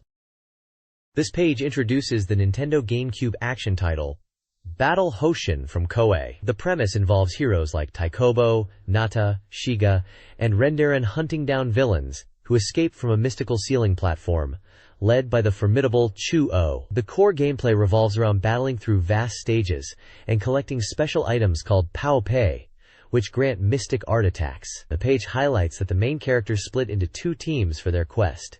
Shiga and Rendaren form one group, while Taikobo partners with Nata. You'll need to master the use of different Pao Pei, which come with various attributes like thunder, fire, and wind. Screenshots show the vibrant character models, action-packed gameplay, and even a glimpse of a boss character named Akurai, who seems intent on the hero's destruction. Clearing stages, especially with a high score, is key to obtaining new PoW Pay and powering up for the challenging battles ahead. The page briefly lists some of the PoW Pay you can acquire in the early stages of the game and the conditions needed to find them, like clearing specific maps or achieving certain point thresholds. This Battle Hoshin guide details Chapter 3 stages for Shiga and Taikobo teams. Shiga's team faces Lintong Pass, requiring defeating stone spirits, and the boss, Bunchu, fast sword user. Rewards include Goku Seki PoW Pay, Senkosho +1, Goku Ken +1, or Niryuken +1. Taikobo's team navigates Jipai Pass, battling Archer Fire and Steel Spirits, culminating in a fight against Akurai. Possible rewards are Bakuryusaku PoW Pay, Kaketsu Shinto, Niryuken +2, or Niryuken +1. Each stage includes maps and clear strategies, including point thresholds for extra PoW Pay. This page continues the guide for Hoshin NGN 64, focusing on stages 4 in the Battle in the Demon Castle for both Shiga and Taikubu's teams. Stage 41, titled Entrance to the Demon Castle, sees the main characters joining forces. This stage is described as feeling like a maze, with broken bridges leading to the castle entrance. A screenshot shows several characters gathered, and the map displays the complex layout. Rewards for clearing this stage include Goku Ken +2, Shiga's team, and Kasensu +2, Taikubu's team. Stage 42, Head for the True Throne, is comprised of multiple maps. Players must defeat all enemies in large rooms to open doors. The path diverges, depending on whether you are playing as Shiga or Taikubu, with different maps leading to the True Throne. The path near the throne is noted to have moving floors. Screenshots show gameplay and a map layout for both Shiga's and Taikubu's paths. Rewards include various PoW Pay, like Hidden Su, Kuju, and Seiyunken. Stage 43 is the boss fight. Defeat Daki. Daki attacks while moving quickly, using Senjutsu, magical techniques, and Bunshin, clones. The strategy involves finding the real Daki to deal damage effectively. Then screenshot shows Daki in battle, and the map reveals the boss arena. Rewards for clearing this stage include Hidensu +3 and Gokashin Sensen, with point thresholds required for some drops.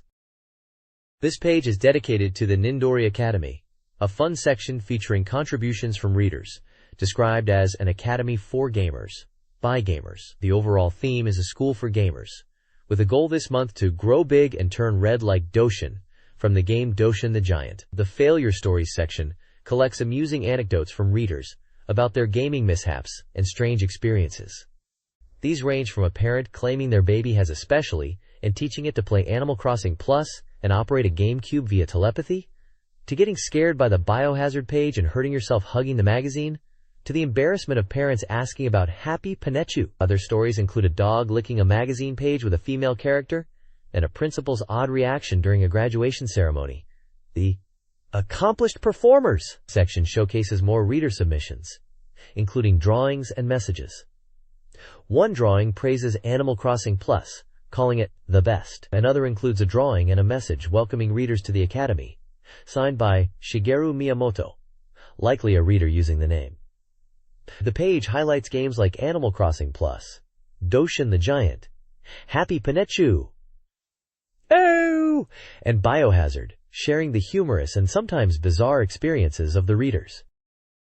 This Nindori Academy reader contribution page features diverse submissions. A profile of Nizumi Bancho with unique skills and a fantastical habitat is highlighted. A People with Opinion section discusses Square's move into Nintendo platforms, showcasing differing perspectives on the potential benefits. My Dreams section includes humorous gamer-related dreams, including a giant Hideki Matsui in Super Smash Bros. Finally, Things That Make Me Wonder features reader questions about game lore and everyday life, like the edibility of herbs in a game, or the feasibility of cycling to the Academy. This page features several reader contribution sections from Nindori Academy. The main debate asks readers, which is more pleasant to touch, Kirby or Pikachu? Opinions are split, with descriptions ranging from Kirby feeling like a marshmallow to Pikachu being soft but potentially giving off static. Ultimately, Kirby won the poll with a significant majority, deemed the more squishy of the two. Another section, Say One Word, shares various brief thoughts and anecdotes from readers. Submissions include quirky observations about navigating game stores, complaints about players who constantly use Falco, contrasting him with Captain Falcon, and a story about a parent mistaking a favorite male character for being effeminate. The Pride of My Village corner showcases reader-created items, with this issue featuring a unique Mr. Saturn-themed tablecloth. There are also anecdotes in the Academy Parents Association corner, highlighting humorous interactions between parents and their children regarding gaming, such as a mother demanding a game console back after exams, or a parent enjoying classic game elements like the Great Serpent King in the Ganbare Goemon series. The page captures the community feel of the magazine, sharing light-hearted opinions and creations related to favorite Nintendo characters and experiences. This page is filled with reader contributions, kicking off with the Game Report Card section, which collects impressions about specific software titles. One reader discusses Animal Crossing Plus Card E, noting the fun of enjoying the cards independently, especially the illustrations, though they feel it's best for those with the GC version. Another reader shares their passion for Super Smash Bros. Melee, stating they bought the GameCube just for the game's greatness, and were introduced to many new characters like Krenus, Samus, Fox, and Marth through it. They emphasize that Melee is more than just fighting. It's about enjoying the music, visuals, figures, and other elements. Below that, the one-word impressions section offers brief thoughts on various games. Readers share quirky observations, like Star Fox Adventures having Japanese subtitles with English speech, Resident Evil getting easier the more you play, Domo-kun's mysterious TV making them crave Nikujaga, and Mega Man Battle Network feeling like a detective game. Finally, the Help Game Emergency Squad answers reader questions. One query asks how to save in The Legend of Zelda on Famicom, NES, with the answer explaining to press up plus A simultaneously on the controller from the item screens. There's also a correction regarding saving in The Legend of Zelda, Ocarina of Time, clarifying that the submitted method actually plays a melody after the ending. This page features the Survey Compilation Department, starting with results from recent reader surveys. Question 51 asked if readers own game character merchandise, with a massive 77.5% saying they do, while only 8% own none. Question 52 looked at what makes character goods desirable, with quality at 64% and price at 14% being top factors. Question 53 asked what kind of goods people tend to buy. Strategy guides led at 56%, followed by toys at 16% and music screeds at 12%. Question 54 asked about the appeal of game characters, with cute, cool, and being able to control them yourself being popular answers. Question 6 explored when people come to like a game character, citing good dialogue and moments where you can move the character as intended as key factors. The page notes that fewer survey responses this month mentioned Square-related topics, which was striking. Below the survey results, the Nindori Information Network column delves into good lies and bad lies, focusing on April Fool's Day and internet hoaxes. Reporter Yutaka Avuchi discusses how the internet makes it easy for false information to spread, referencing past incidents like a joke about Microsoft acquiring Rare being treated as real news. He warns readers to be cautious about believing everything they see online, especially around April Fools, and advises readers to be careful next year. This page dives into the world of the Game Boy Advance e-reader and its Card E system, hosted by the enigmatic Desu Senin. The discussion explains how the e-reader works, detailing the process of sliding a Card E into the reader to scan its printed E-code. Desu Senin breaks down the data capacity of these cards, getting into the nitty-gritty of bits and bytes, explaining that a single Card E can hold about 3,360 bytes of data, derived from its dot structure. It's compared to supermarket barcode scanning, noting its origin in Olympus's Leader Scan Talk system. The page highlights how some games, like Pokemon e-card titles, require scanning multiple cards, 3 or 4, to load a complete game, combining their data into roughly 13 kilobytes for a 4-card game. It's a pretty neat explanation of the tech behind those unique GBA peripheral cards. There's also a sidebar featuring this month's Desu Senin Mark II MH, where the sage tries a strange drink called Café La Shower. Desu Senin received it from the editorial department and describes it as a mix of coffee and cola. The review is mixed, with some initial notes on its danger when mixed, but ultimately finding it not entirely bad, perhaps as a drive pepper alternative. The drink is apparently hard to find now.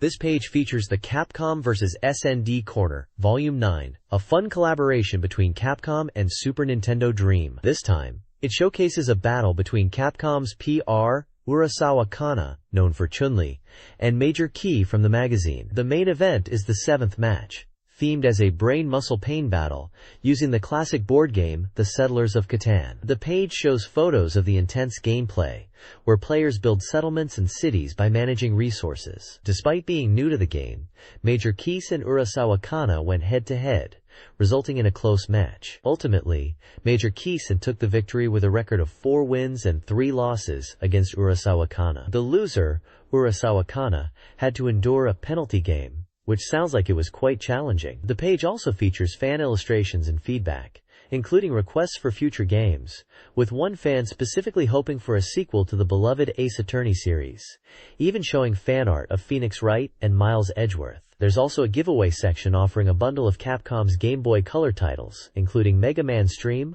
Makaimura from the Ghosts and Goblins series, and Resident Evil Gaiden.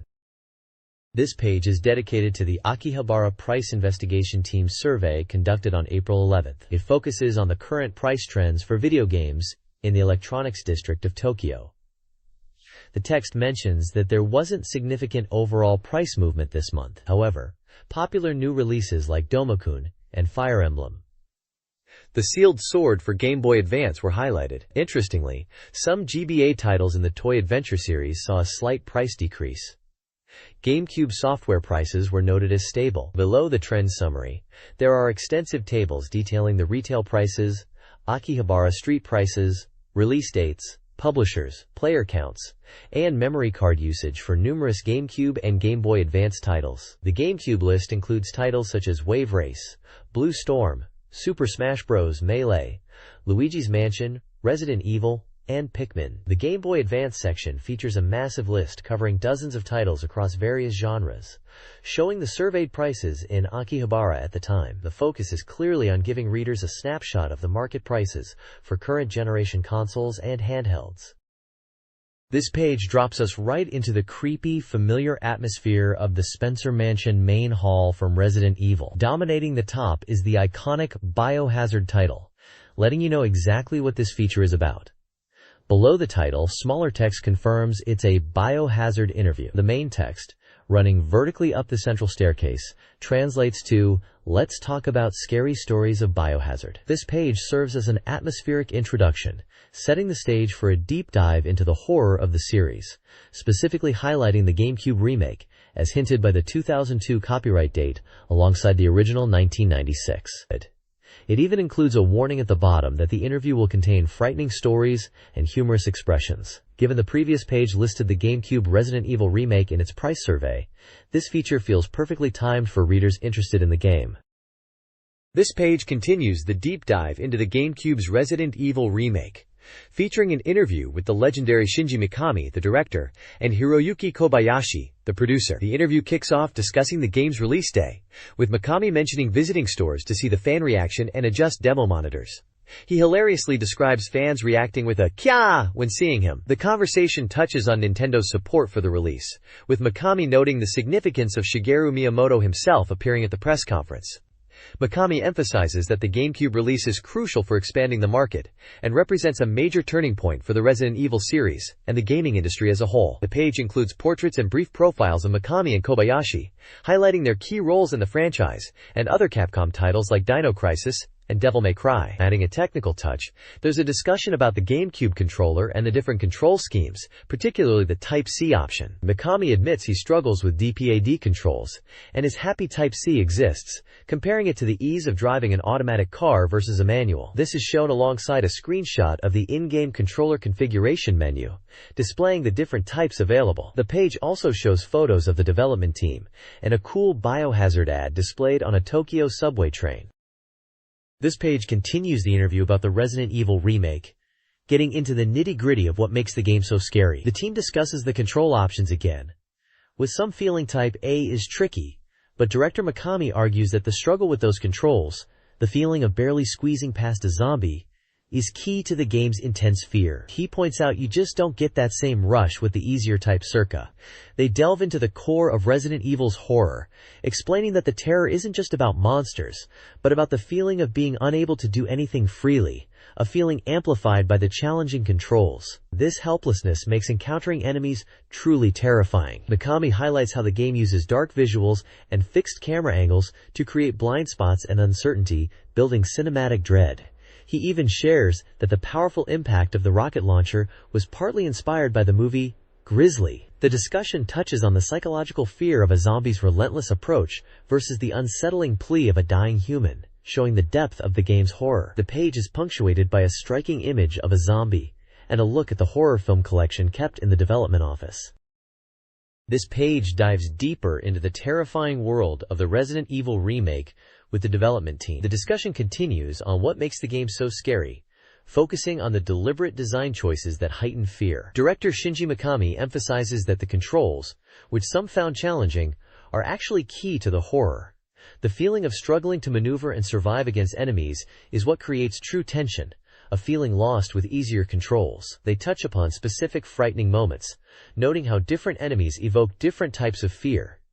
The psychological dread of a zombie's slow approach versus the sudden, unpredictable attack of a dog. The team reveals the genesis of the invisible enemy mode, explaining it was conceived specifically to push the boundaries of horror by taking away the visual presence of enemies, forcing players to rely solely on sound and pure psychological terror. The page includes a screenshot of a highly detailed close-up of Jill Valentine, so realistic it made players think a movie was starting, and an image of a bookshelf in the office, showing influences like manga series that provided creative sparks. The interview makes it clear that every aspect of the game was meticulously crafted to maximize the player's fear and vulnerability. This page continues the deep dive into the Resident Evil remake's design philosophy, picking up the discussion on the daunting, invisible mode and its impact on gameplay. The developers explain how this mode was specifically created to challenge even veteran players by removing visual cues for enemies, forcing reliance solely on sound. They humorously admit how difficult it makes the game, highlighting the intensity it adds. The conversation then shifts to the fearsome Crimson Head zombies. Mikami details their creation, emphasizing they weren't just designed to be tough, but also physically and psychologically repulsive. Seeing a Crimson Head is meant to be inherently unsettling, going beyond just combat fear. These enhanced zombies are much faster and more dangerous, transforming familiar areas into deadly traps. The team also covers the crucial role of sound design in building tension. They reveal they worked with a professional sound company for effects like the zombie roars, even incorporating process staff voices to create the unsettling, inhuman sounds. This meticulous attention to audio is highlighted as a key element in generating the pervasive sense of dread the game is known for. The page features images of a zombie encounter and a detailed look at a Crimson Head, illustrating the monster's disgust. This page continues the fascinating interview with the developers behind the Resident Evil remake. The conversation touches on the sheer enjoyment of creating horror games, delving into the design philosophy behind key elements like item investigation. The developers explain how carefully examining every item is crucial, mentioning a funny anecdote about a particular coin that leads to a nasty trap, designed specifically to surprise players. They also discuss the inspiration behind the iconic mansion setting, revealing that Kobe's Foreigner's residence was a major influence. The article includes images related to these real-world locations, highlighting how the team drew inspiration from historical buildings to create the game's atmospheric environments. A large central image showcases the familiar Resident Evil title and the Grand Mansion Hall, reinforcing the setting's importance. There's also a note about how opening the front door is a key moment, a detail added for the remake that wasn't in the original, emphasizing the conscious design choices made to enhance the player's experience right from the start. The developers share personal anecdotes about testing the game and the reactions they got, illustrating the collaborative and often humorous process of bringing this survival horror masterpiece to life. This page continues the deep dive interview with the Resident Evil developers. The discussion picks up on the intricate item design, referencing the coin that changes form, a detail implemented specifically to surprise players. They also touch upon the iconic typewriter, revealing a funny story about acquiring a real one for reference. The conversation shifts to the game's characters. Images of Jill Valentine and Rebecca Chambers are shown, with the developers commenting on Jill's mature appeal compared to Rebecca's charm, asking the reader which they prefer. There's talk about Jill's costume, and how her expressions during certain events were carefully crafted. Chris and Barry are also mentioned, with anecdotes about the challenges of bringing their models to life, and ensuring realism, like blood splatters. The article then takes us behind the scenes into the development studio, dubbed the Mikami Workshop. Photos show the actual office space, including the door to the 4th Development Division, with a handwritten sign by Mikami, the desk of the division director, a whiteboard filled with notes, and a real typewriter used as a model for the in-game item. The developers discussed the development timeline, mentioning the game took about a year and 2 months to complete, and the immense effort the staff put in, even working under tight deadlines to get character expressions right. They also talk about the creation process, highlighting that everything was rebuilt from scratch for this game, including re-recording iconic sound effects like the opening biohazard call.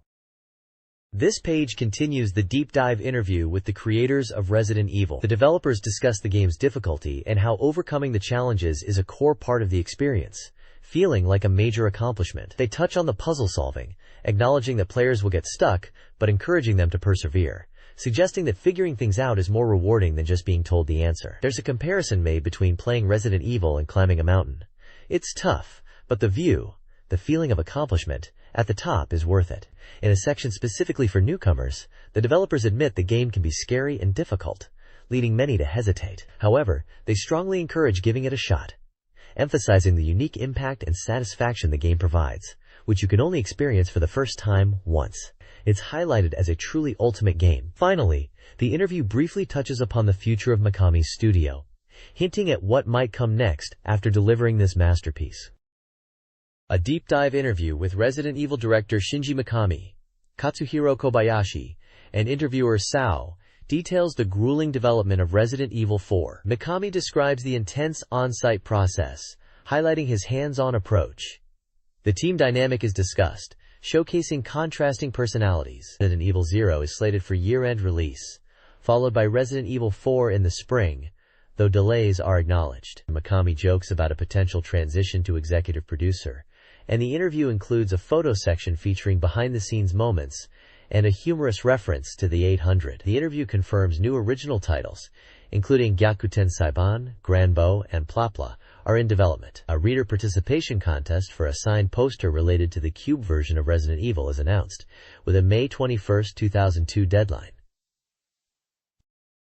This page dives into the Nintendo official question box, answering reader queries with insights from Nintendo's publicity team. It features a character profile on Luigi, highlighting his debut in the arcade Mario Bros. In 1983 and how his name was chosen. A one-shot section shows a charming photo of white flowers and a Pikmin, asking readers if they know the flower's name. The main question addresses the hotly anticipated Star Fox Adventures for the GameCube, asking if the May 31st release is still happening. The answer, accompanied by a sincere apology, confirms the game is delayed until autumn. They explain that Star Fox Adventures is a massive, complex title that requires significant polishing, which is why it's taking extra time. The announcement of this delay was made at a recent Nintendo presentation. A photo from that presentation shows Shigeru Miyamoto, Satoru Iwata, and Toshihiro Imamura, developer of Zero X GX, discussing the newly announced Zero title.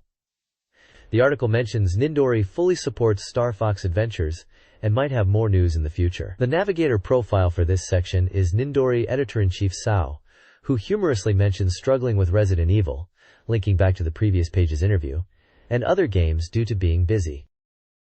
Nintendo's Q&A page addresses GameCube software releases, confirming a temporary slowdown from April to June due to Super Mario Sunshine's July 19th launch. They project a surge in releases from July 2003 to March 2004, 13 to 14 titles. Super Mario Sunshine is described as an evolution of Super Mario 64, with new gameplay features like a powered-up wall kick and wide exploration. Nintendo also reports meeting initial shipment targets and plans a significant increase, particularly for the holiday season, aiming for 1.35 million units per month globally and 4 million in Japan by March 2004. This page of the Q&A section kicks off with a question about whether Nintendo Space World will be held this year. The answer ties it into preparations for E3, stating an announcement is expected next month. They are weighing whether to continue the annual Space World tradition or find a different way to showcase things, mentioning the huge significance of E3 as the world's biggest game show, where titles like Super Mario Sunshine and The Legend of Zelda were planned to be playable. Next up is an inquiry about the sales performance of Doshin the Giant on GameCube. Nintendo reports sales are steadily growing, describing it as a unique title with strong authorship that adds great variety to the GC library. Much like how Animal Crossing became a long-term seller by appealing beyond just core gamers. They mention the unique joys of terraforming and interacting with the inhabitants of Bardo Island. Then there's a question asking which version of Animal Crossing is selling better, the N64 or GameCube. Unsurprisingly, the GameCube version is confirmed as the stronger seller, partly due to the manufacturing advantages of optical discs over cartridges. Finally, the page offers practical advice on cleaning the GameCube's disc tray. The official recommendation is simple: use a dry cloth to carefully remove dust and debris. They strongly caution against touching the sensitive lens directly or using cleaning tools like handheld vacuum cleaners, as this could easily cause scratches or damage. Nintendo's official mailbox addresses reader questions. The GameCube's internal clock, designed more for calendar function than precise timekeeping, can drift slightly due to temperature changes. Potential GameCube names, including Mario Box and Mario Cube, were considered before settling on GameCube. The Pikmin name originated from Pikmi, but Shigeru Miyamoto also suggested Vegetable Person. Around 4,000 GameCube demo units are in Japanese stores, showcasing upcoming games like Mario Sunshine. A free Nintendo book pamphlet provides game details, including third-party titles. Combined sales of Super Mario Advance and Mario Kart Advance on GBA exceeded 2.5 million units. This page features the Ask Nintendo queue and a column where the company addresses reader questions. Question 13 asks about potential joint development between Nintendo and Square. The answer avoids a direct yes or no but mentions past collaborations like F-Zero and suggests future projects are possible if creative ideas align, hinting at a reconciliation between the companies. A small image shows a traffic safety sign from Kyoto. Question 14 queries why Nintendo isn't the direct publisher for Pokémon GBA. The response clarifies that Nintendo handles sales, but the Pokémon Company, TPC, is the publisher. TPC is described as a company dedicated to all things Pokémon, including games, anime, and merchandise, working closely with Nintendo. A photo displays TPC's reception area. Question 15 asks if Nintendo hardware has been released in Korea. The answer confirms this, mentioning the release of Game Boy Advance in January of that year and previous hardware like Game Boy Color. It notes the Korean version of Super Mario Advance and discusses pricing differences due to taxes. Question 16 confirms the upcoming release of Pokemon Gold/Silver in Korea on April 24th, including a Hangul localized version. It touches upon the popularity of Pokemon there and addresses issues like software piracy prevalent in Asia, while still looking forward to future releases. This page is the official Ask Nintendo queue and a column, answering reader questions about various Nintendo topics. Question 17 asks about the status of the Mario Party Card E. The answer reveals the release is still planned but will be later, mentioning they are testing new methods. It confirms Mario Party is also coming to GameCube and they are considering Card E connectivity. A screenshot from the Korean Pokemon Gold/Silver is also shown. Question 18 asks for the Fire Emblem commercial song lyrics. The answer provides some lyrics, noting they are the same as the Super Famicom version. Excitingly, a soundtrack CD is planned featuring the CM song, possibly with all verses depending on recording. The Fire Emblem, the Binding Blade logo is displayed, and the answer mentions the CM is viewable on Nintendo's website. Question 19 inquires about the Nintendo Children's Go tournament.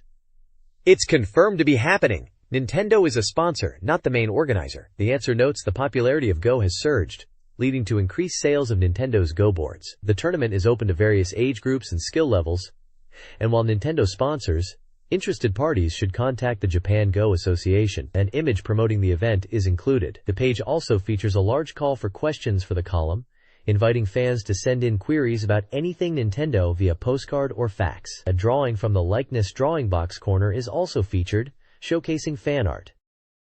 This page reports on a Nintendo press conference attended by legendary developer Shigeru Miyamoto and President Satoru Iwata. Key discussions covered upcoming GameCube titles. Miyamoto-san offered insights into Super Mario Sunshine, mentioning the water pump is the main new tool, and while some parts might be challenging, it's designed so everyone can play. For Metroid Prime, he emphasized they aren't just making an FPS, but focusing on the exploration aspects that make Metroid unique. He also touched on Star Fox Adventures, noting its extended development time was needed to polish the large world and story. A major highlight was the reveal that Zero for GameCube is being developed by Toshihiro Nagoshi and his team at Amusement Vision, AV. Known for titles like Daytona USA. This collaboration between Nintendo and Sega's internal studios was a surprising and exciting announcement, promising great things for the future of the series, especially following the arcade release on the Triforce board. Miyamoto-san and Iwata-san also addressed broader topics, including Nintendo's approach to network gaming, seeing it as a form of communication, and their perspective on violence in games, aiming for entertainment that delights players without relying on excessive gore. Iwata-san specifically mentioned Eternal Darkness, noting its dense scenario and unique creative style, asking fans to look forward to it, though he noted localization into Japanese was still in progress. This page covers Sega's big solo event, Game Jam 2, which drew over 40,000 fans eager for news on upcoming games, especially those heading to Nintendo platforms. The big announcement was that Sega 2, the legendary arcade studio led by Yu Suzuki, is officially developing games for the GameCube. Yu Suzuki himself was there to announce two titles, the arcade volleyball game Beach Spikers, and a mysterious new project, tentatively titled Virtua Fighter Quest. Suzuki revealed this wouldn't be a typical fighting game, but an RPG with deformed characters, hinting that the A button is the attack button, and that it's not just one-on-one battles. He even mentioned discussing the project with Nintendo's Shigeru Miyamoto. Lines were massive for the popular booths, particularly for the Phantasy Star Online Trial and Sega's Sonic games, including Sonic Adventure 2 Battle and Sonic Advance. Sonic Advance was a huge draw for younger fans, with everyone excited about the KO. A GameCube controller with a full keyboard attachment was also displayed. In other news from the event, Colonel Key, from an editorial team, impressively won a Virtua Striker 3v.2002 match against one of the game's strategy guide staff. Finally, Capcom announced a new venture into brain sports with the massively popular German tabletop game Catan, marking their first entry into this intellectual entertainment genre. It's a resource management and building game set on an island, emphasizing both strategy and luck. This page details upcoming Nintendo merchandise and software releases. Pikmin fans can look forward to adorable Pikmin pouches and a chappy body pillow in May. Mega Man Battle Network 3 is in development for Game Boy Advance, with a potential summer release. Capcom is also celebrating Mega Man's 15th anniversary with a giveaway. Pokémon Puzzle Collection Volume 2 adds new puzzle types, and the Pokémon Mini Console is getting a re-release. Animal Crossing fans get a new collection file, and the Game Boy Advance Light Boy is getting a new color. Finally, Kirby, right back at ya! Anime updates are also featured. This page is packed with upcoming events and hot new items. First up, Enix is hosting a Golden Week Super Tour across the country, featuring their game Snap Kids. You can get a rare egg item, battle against masters, try the DQ Battle Pencil game, and even experience flying the Kazamaru. Next, there's a release commemoration event for Bloody Roar Extreme, with tournaments held primarily in the Kanto area. You can jump in and play with 12 standard characters, plus Kronos and Garnesha, and there are prizes up for grabs. Mark your calendars for the 2002 Tokyo Toy Show on May 11th and 12th at Tokyo Big Sight. This year they're adding a dedicated sales corner, so you can buy toys right there. On the new product front, Tokyo Marui is releasing the Biohazard S.T.AR.S Samurai Edge Standard Ver. It's a highly detailed soft airgun model of the iconic handgun made by Kendo in Raccoon City, used by the STARS team. Look sharp! There's also a fun little manga section called Masuzu's Cosplay Dojo, featuring a character dressed as Link from Zelda attending an event. Finally, the Mario Club offers recommendations for two games: Rune for GameCube, a card-action RPG praised for its battle system and difficulty adjustment, and Rockman Zero, Mega Man Zero, for Game Boy Advance. The first in a new action series featuring popular characters and multiple difficulty levels, receiving overall positive marks. This page is packed with exciting previews for upcoming games on the Game Boy Advance. First up are two entries in popular sports management simulation series, J-League Pro Soccer Club, VO, Sukuru. Advance, part of the beloved Saskatsuku series, lets you become the manager of a real J-League club, handling operations and player development, with new elements added for this GBA version. Baseball counterpart. Pro Yaku Team Motsukuru Advance puts you in the shoes of an owner building the ultimate baseball team from scratch through careful management and training. Both promise deep simulation gameplay on the go. Next, we have a couple of action-oriented titles. Greatest 9 brings the realistic baseball action series to GBA, featuring updated data from the 2002 season. You can jump into games with the latest player rosters and enjoy a full pennant race. And finally, the popular Custom Robo series makes its debut on GBA. This robot action RPG features aerial sky battles in zero-gravity arenas where you can customize your robot extensively before engaging in intense combat. All look like great additions to the GBA library, with some even supporting multiplayer via link cable. This page dives into the latest software digest, prominently featuring Bomberman Generation on the Nintendo GameCube. This action game boasts a 360-degree rotatable camera view as Bomberman navigates fields filled with hidden traps and puzzles. It supports up to 4 players for chaotic fun. The page highlights several diverse stages packed with unique traps. We get a look at the Takogazumu continent, with its lush environments and explosive encounters. The mysterious Odako Sea featuring underwater exploration and unique enemies. The scorching Patsukota Desert where quicksand and ancient ruins pose threats. And the Neki Moon, a lunar base level with minecart tracks and alien foes. Each stage promises distinct challenges and environments. Beyond the main adventure, the page also hints at robust battle modes with new gimmicks and showcases impressive graphics, even in mid-boss encounters. It looks like a fantastic evolution for the series, bringing classic Bomberman action to new 3D environments. This page gives us a look at 2 upcoming Game Boy Advance titles. First up is Initial D, Another Stage, a command-based racing game hitting the GBA. It focuses on mastering the Akina course, teaching you vital drifting techniques, Dorateku, from conversations with characters like Ikitani. The game highlights key points on the track, like the 5 consecutive hairpins and the final gutter run, showing how strategic command inputs are crucial for a quick time. Winning races earns you points to tune your car's engine and other parts. Below that is Ghost Trap, a 3D horror action adventure developed by staff who previously worked on games like Panzer Dragoon. You play as George, a ghost hunter trying to convince the disbelieving Alicia that ghosts are real by taking her to a haunted mansion where you both get trapped. The objective is to explore the mansion, find items, and use them to synthesize traps. You'll need to set these traps strategically to defeat ghosts and find a way to escape the House of Mysteries. The map changes with each playthrough, adding replayability. It's not just about fighting. Sometimes running from ghosts is the best option. This page previews 2 upcoming Game Boy Advance games. Metaro Zig, a surprising action entry in the Metaro series, features 2-on-2 robot battles where players control one Metaro and an AI partner, customizable Metaros, and a unique AI panel system. Kamaitachi no Yoru Advance, a revival of a 1994 Super Famicom visual novel, is a tense locked-room mystery set during a blizzard. Players make choices that affect the narrative and the protagonist's fate, leading to multiple endings. This page features a digest of new and upcoming Game Boy Advance titles. First up is Hamster Paradise Advance, a hamster raising simulation from Atlas. Players can raise up to 2 hamsters simultaneously, choosing from 8 different types. You can play, interact, build compatibility, and even marry your hamsters. The game also includes exploration of 5 Dreamland areas filled with events. Next is Peenobi and Phoebe, an action game from Hudson Soft. This is the second entry in the series.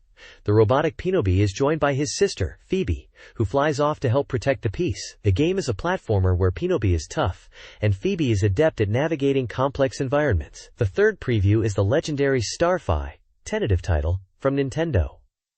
Following adventures in the sea and sky, Starfy now ventures underground, explore a dark subterranean world, relying on light sources. Screenshots show Starfy navigating caves and riding in a mole tank. This marine action title is scheduled for summer 2002. Finally, there's Puku Puku Tenin Kairanban, from Victor Interactive Software.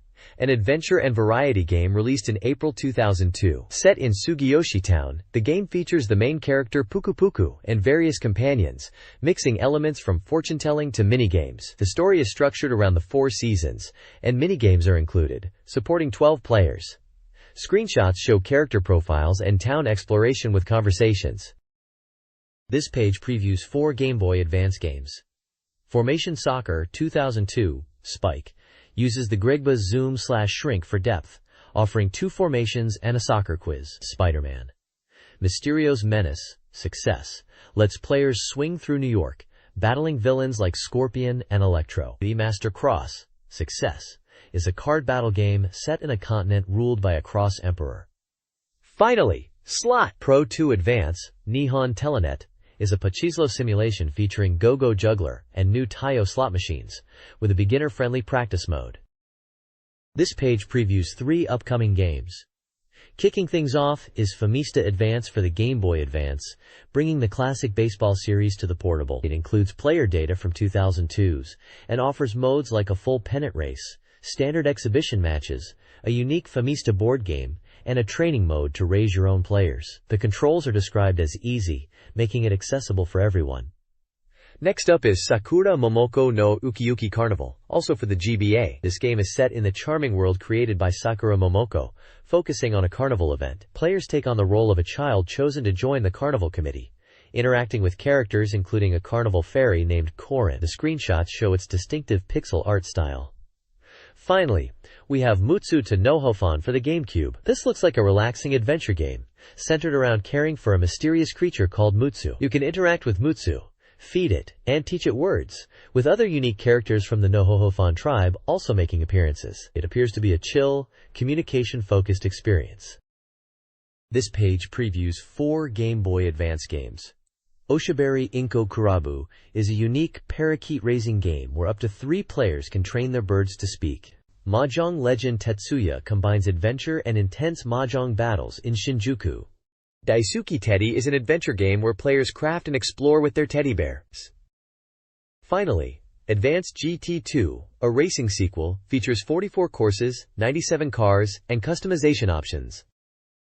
This page is the Illustration Grand Hall, a showcase of fan artwork from readers. The introductory text notes the changing season and the feeling of global warming, mentioning that illustrations for the newly released Bio, likely Resident Evil, and Emblem, Fire Emblem, games have seen a surge in popularity this month. However, Link from The Legend of Zelda remains as popular as ever. The page features several vibrant illustrations covering a range of Nintendo-related titles from the N64 and newer systems like the Game Boy Advance and GameCube. Highlights include artwork for Magical Vacation, multiple pieces for Fire Emblems, the Binding Blade featuring characters like Roy and Lelina, and a group shot of Resident Evil characters including Jill Valentine. There are charming illustrations of Kirby with butterfly wings, likely referencing Kirby 64, the Crystal Shards, The Legend of Zelda.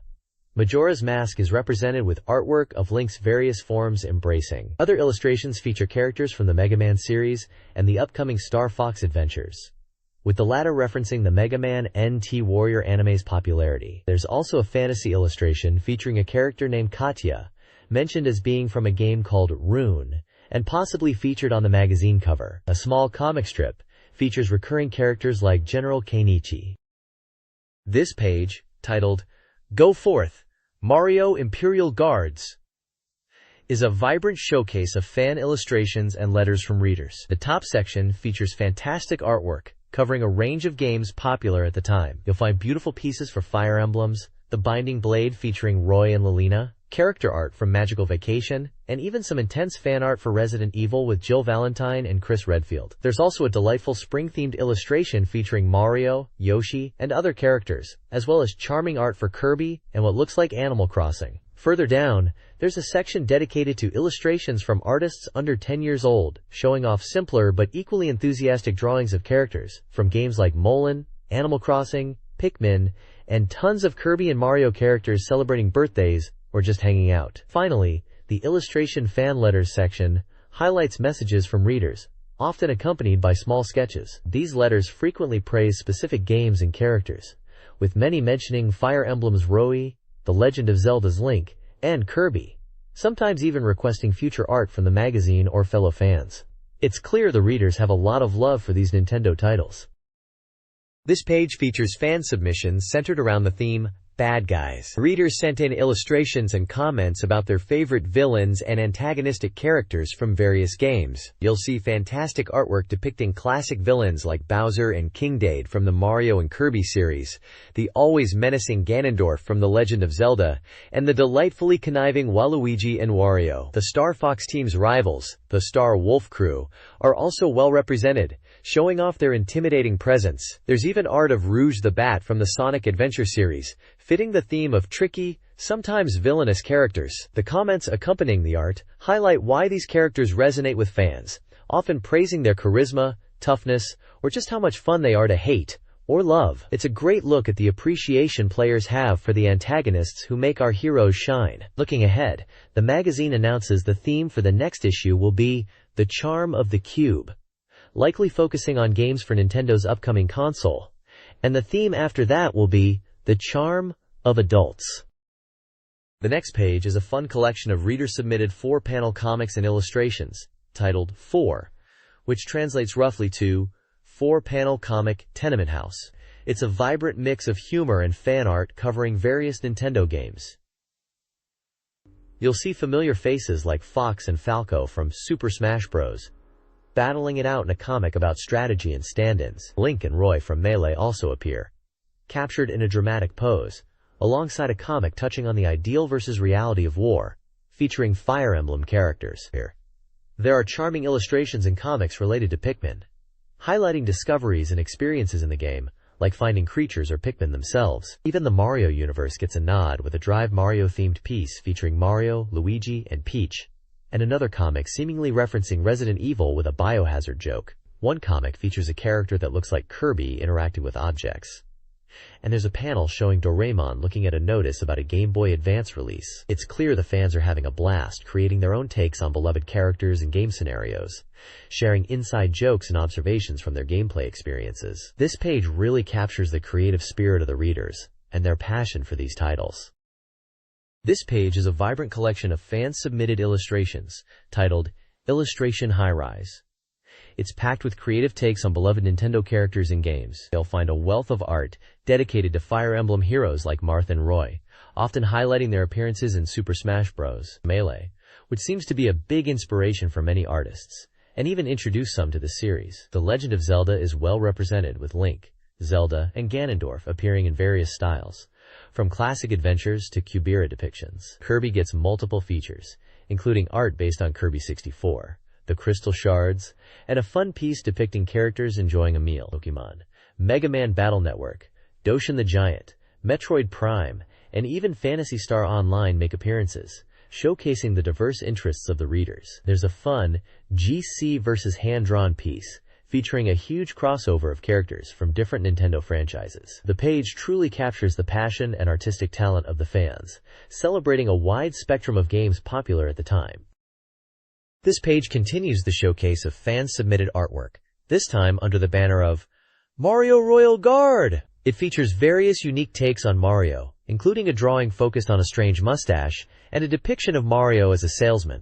Other illustrations branch out to different series, showing characters like Falco Lombardi and Wolf O'Donnell from Star Fox, and even art related to the Famicom Detective Club series, Animal Crossing, and Kirby Air Ride. There's a special section called Spirit of Collaboration, featuring a large group illustration packed with characters primarily from Mario and Zelda titles, alongside Samus from Metroid. The editors comment on how well the individual styles blend together in the piece. Also featured is a section with unusual character drawings, including some abstract interpretations of Mario referred to as shapes that are coming. The page rounds off with this month's rank promoters, acknowledging a large number of contributors who have advanced in the magazine's internal ranking system, and a call for new fan art submissions with detailed instructions on how to send in your own creations.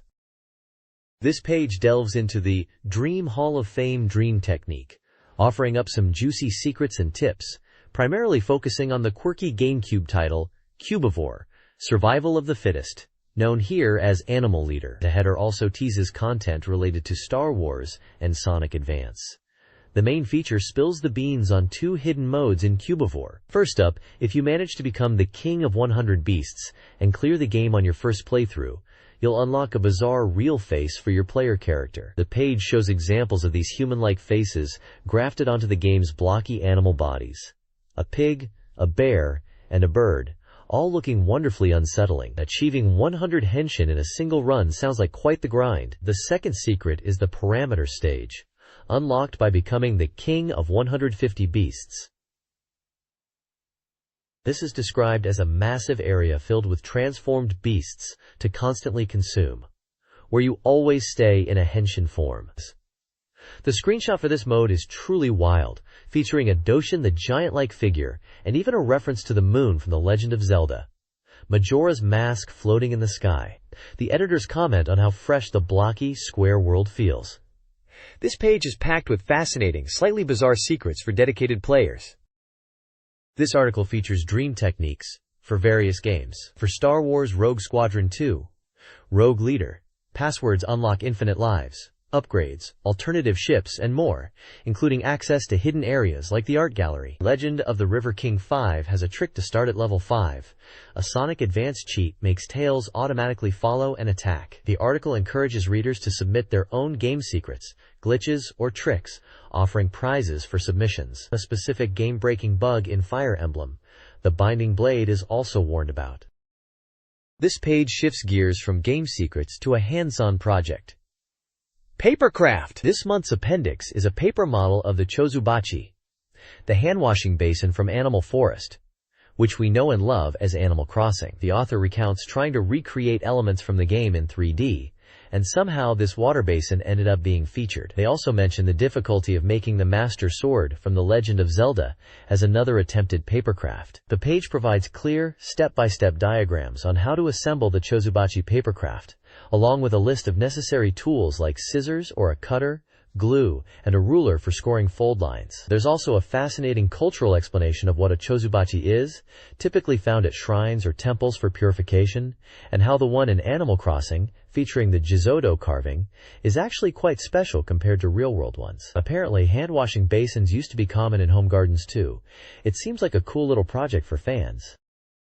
This page continues the papercraft theme from the last, focusing on assembling the iconic Master Sword and its pedestal from the Legend of Zelda series. Step-by-step diagrams show how to fold and glue the paper pieces to create the legendary blade and the base it rests upon. Below the papercraft guide is a section dedicated to explaining what the Master Sword is. It clarifies its role as the blade wielded by the true hero in Hyrule and mentions its significance, particularly in the Legend of Zelda, Ocarina of Time, where it connects the past and future.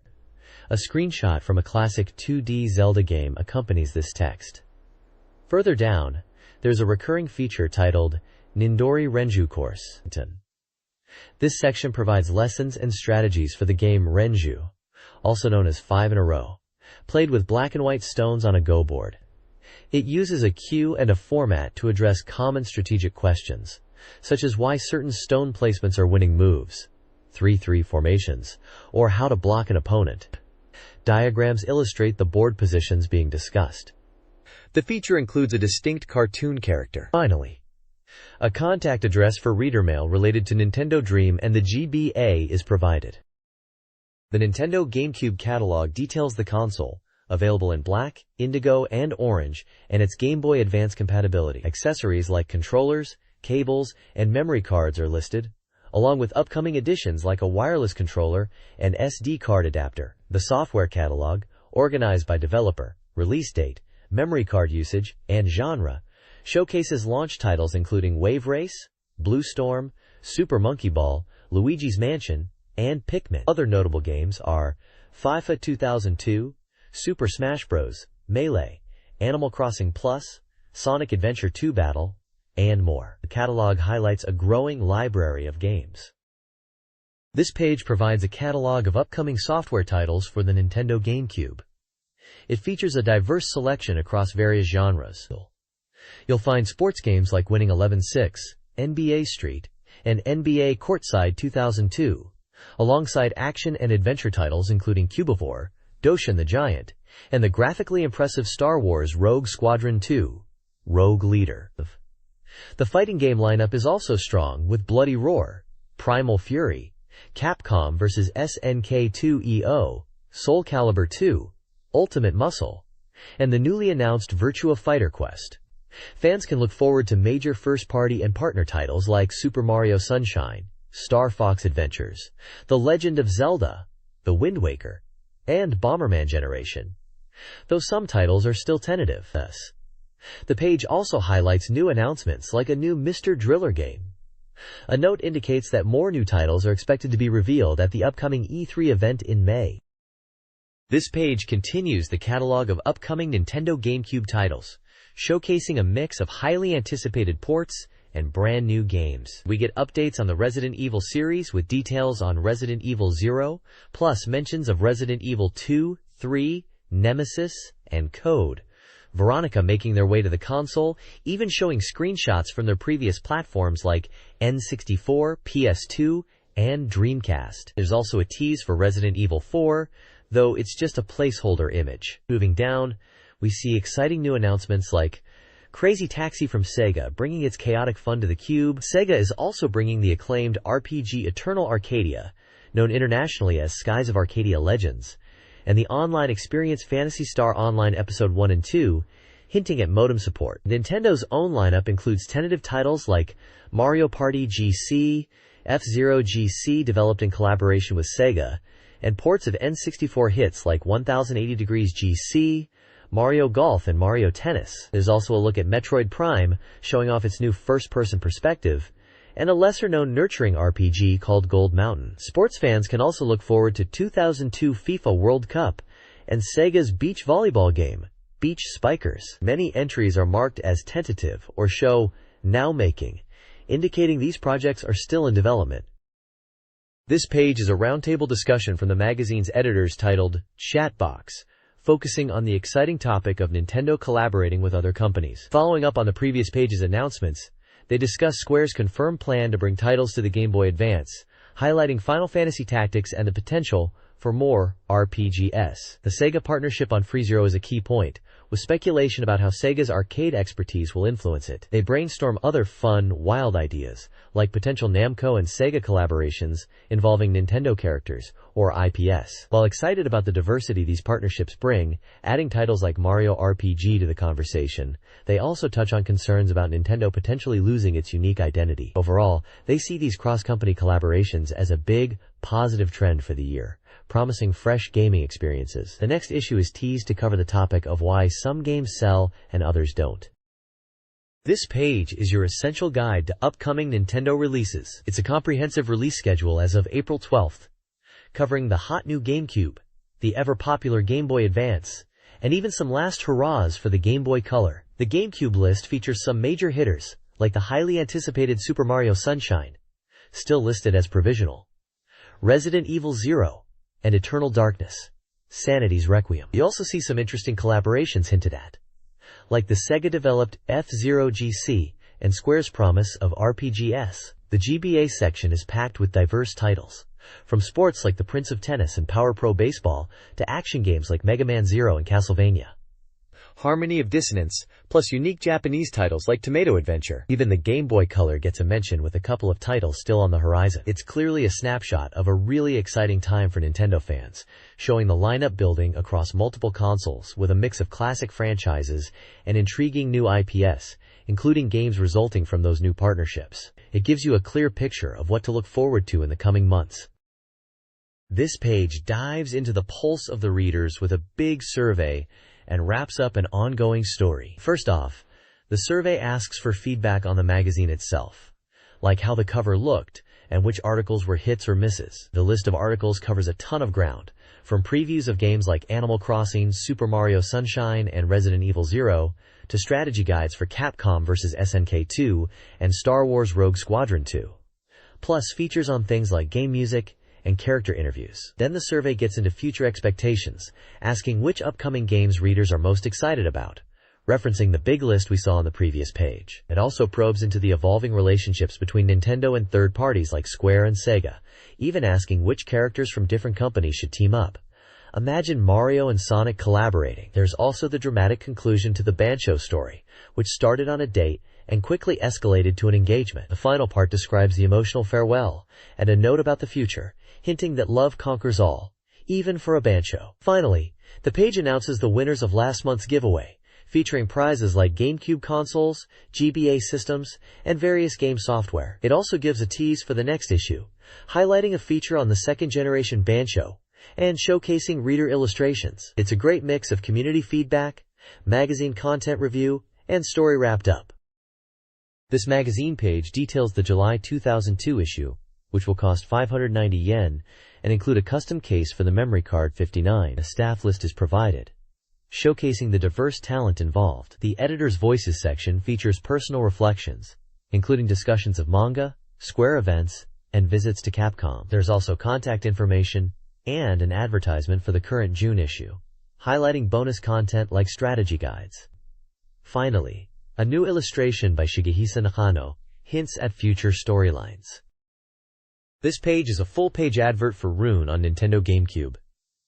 It's a card-action RPG from Software, released April 25, 2002. Control creatures summoned from cards in a fantasy world. This page is a full-page advert for NBA Courtside 2002 on Nintendo GameCube, featuring Kobe Bryant. It highlights the game's release and price of 6,800 yen, available now.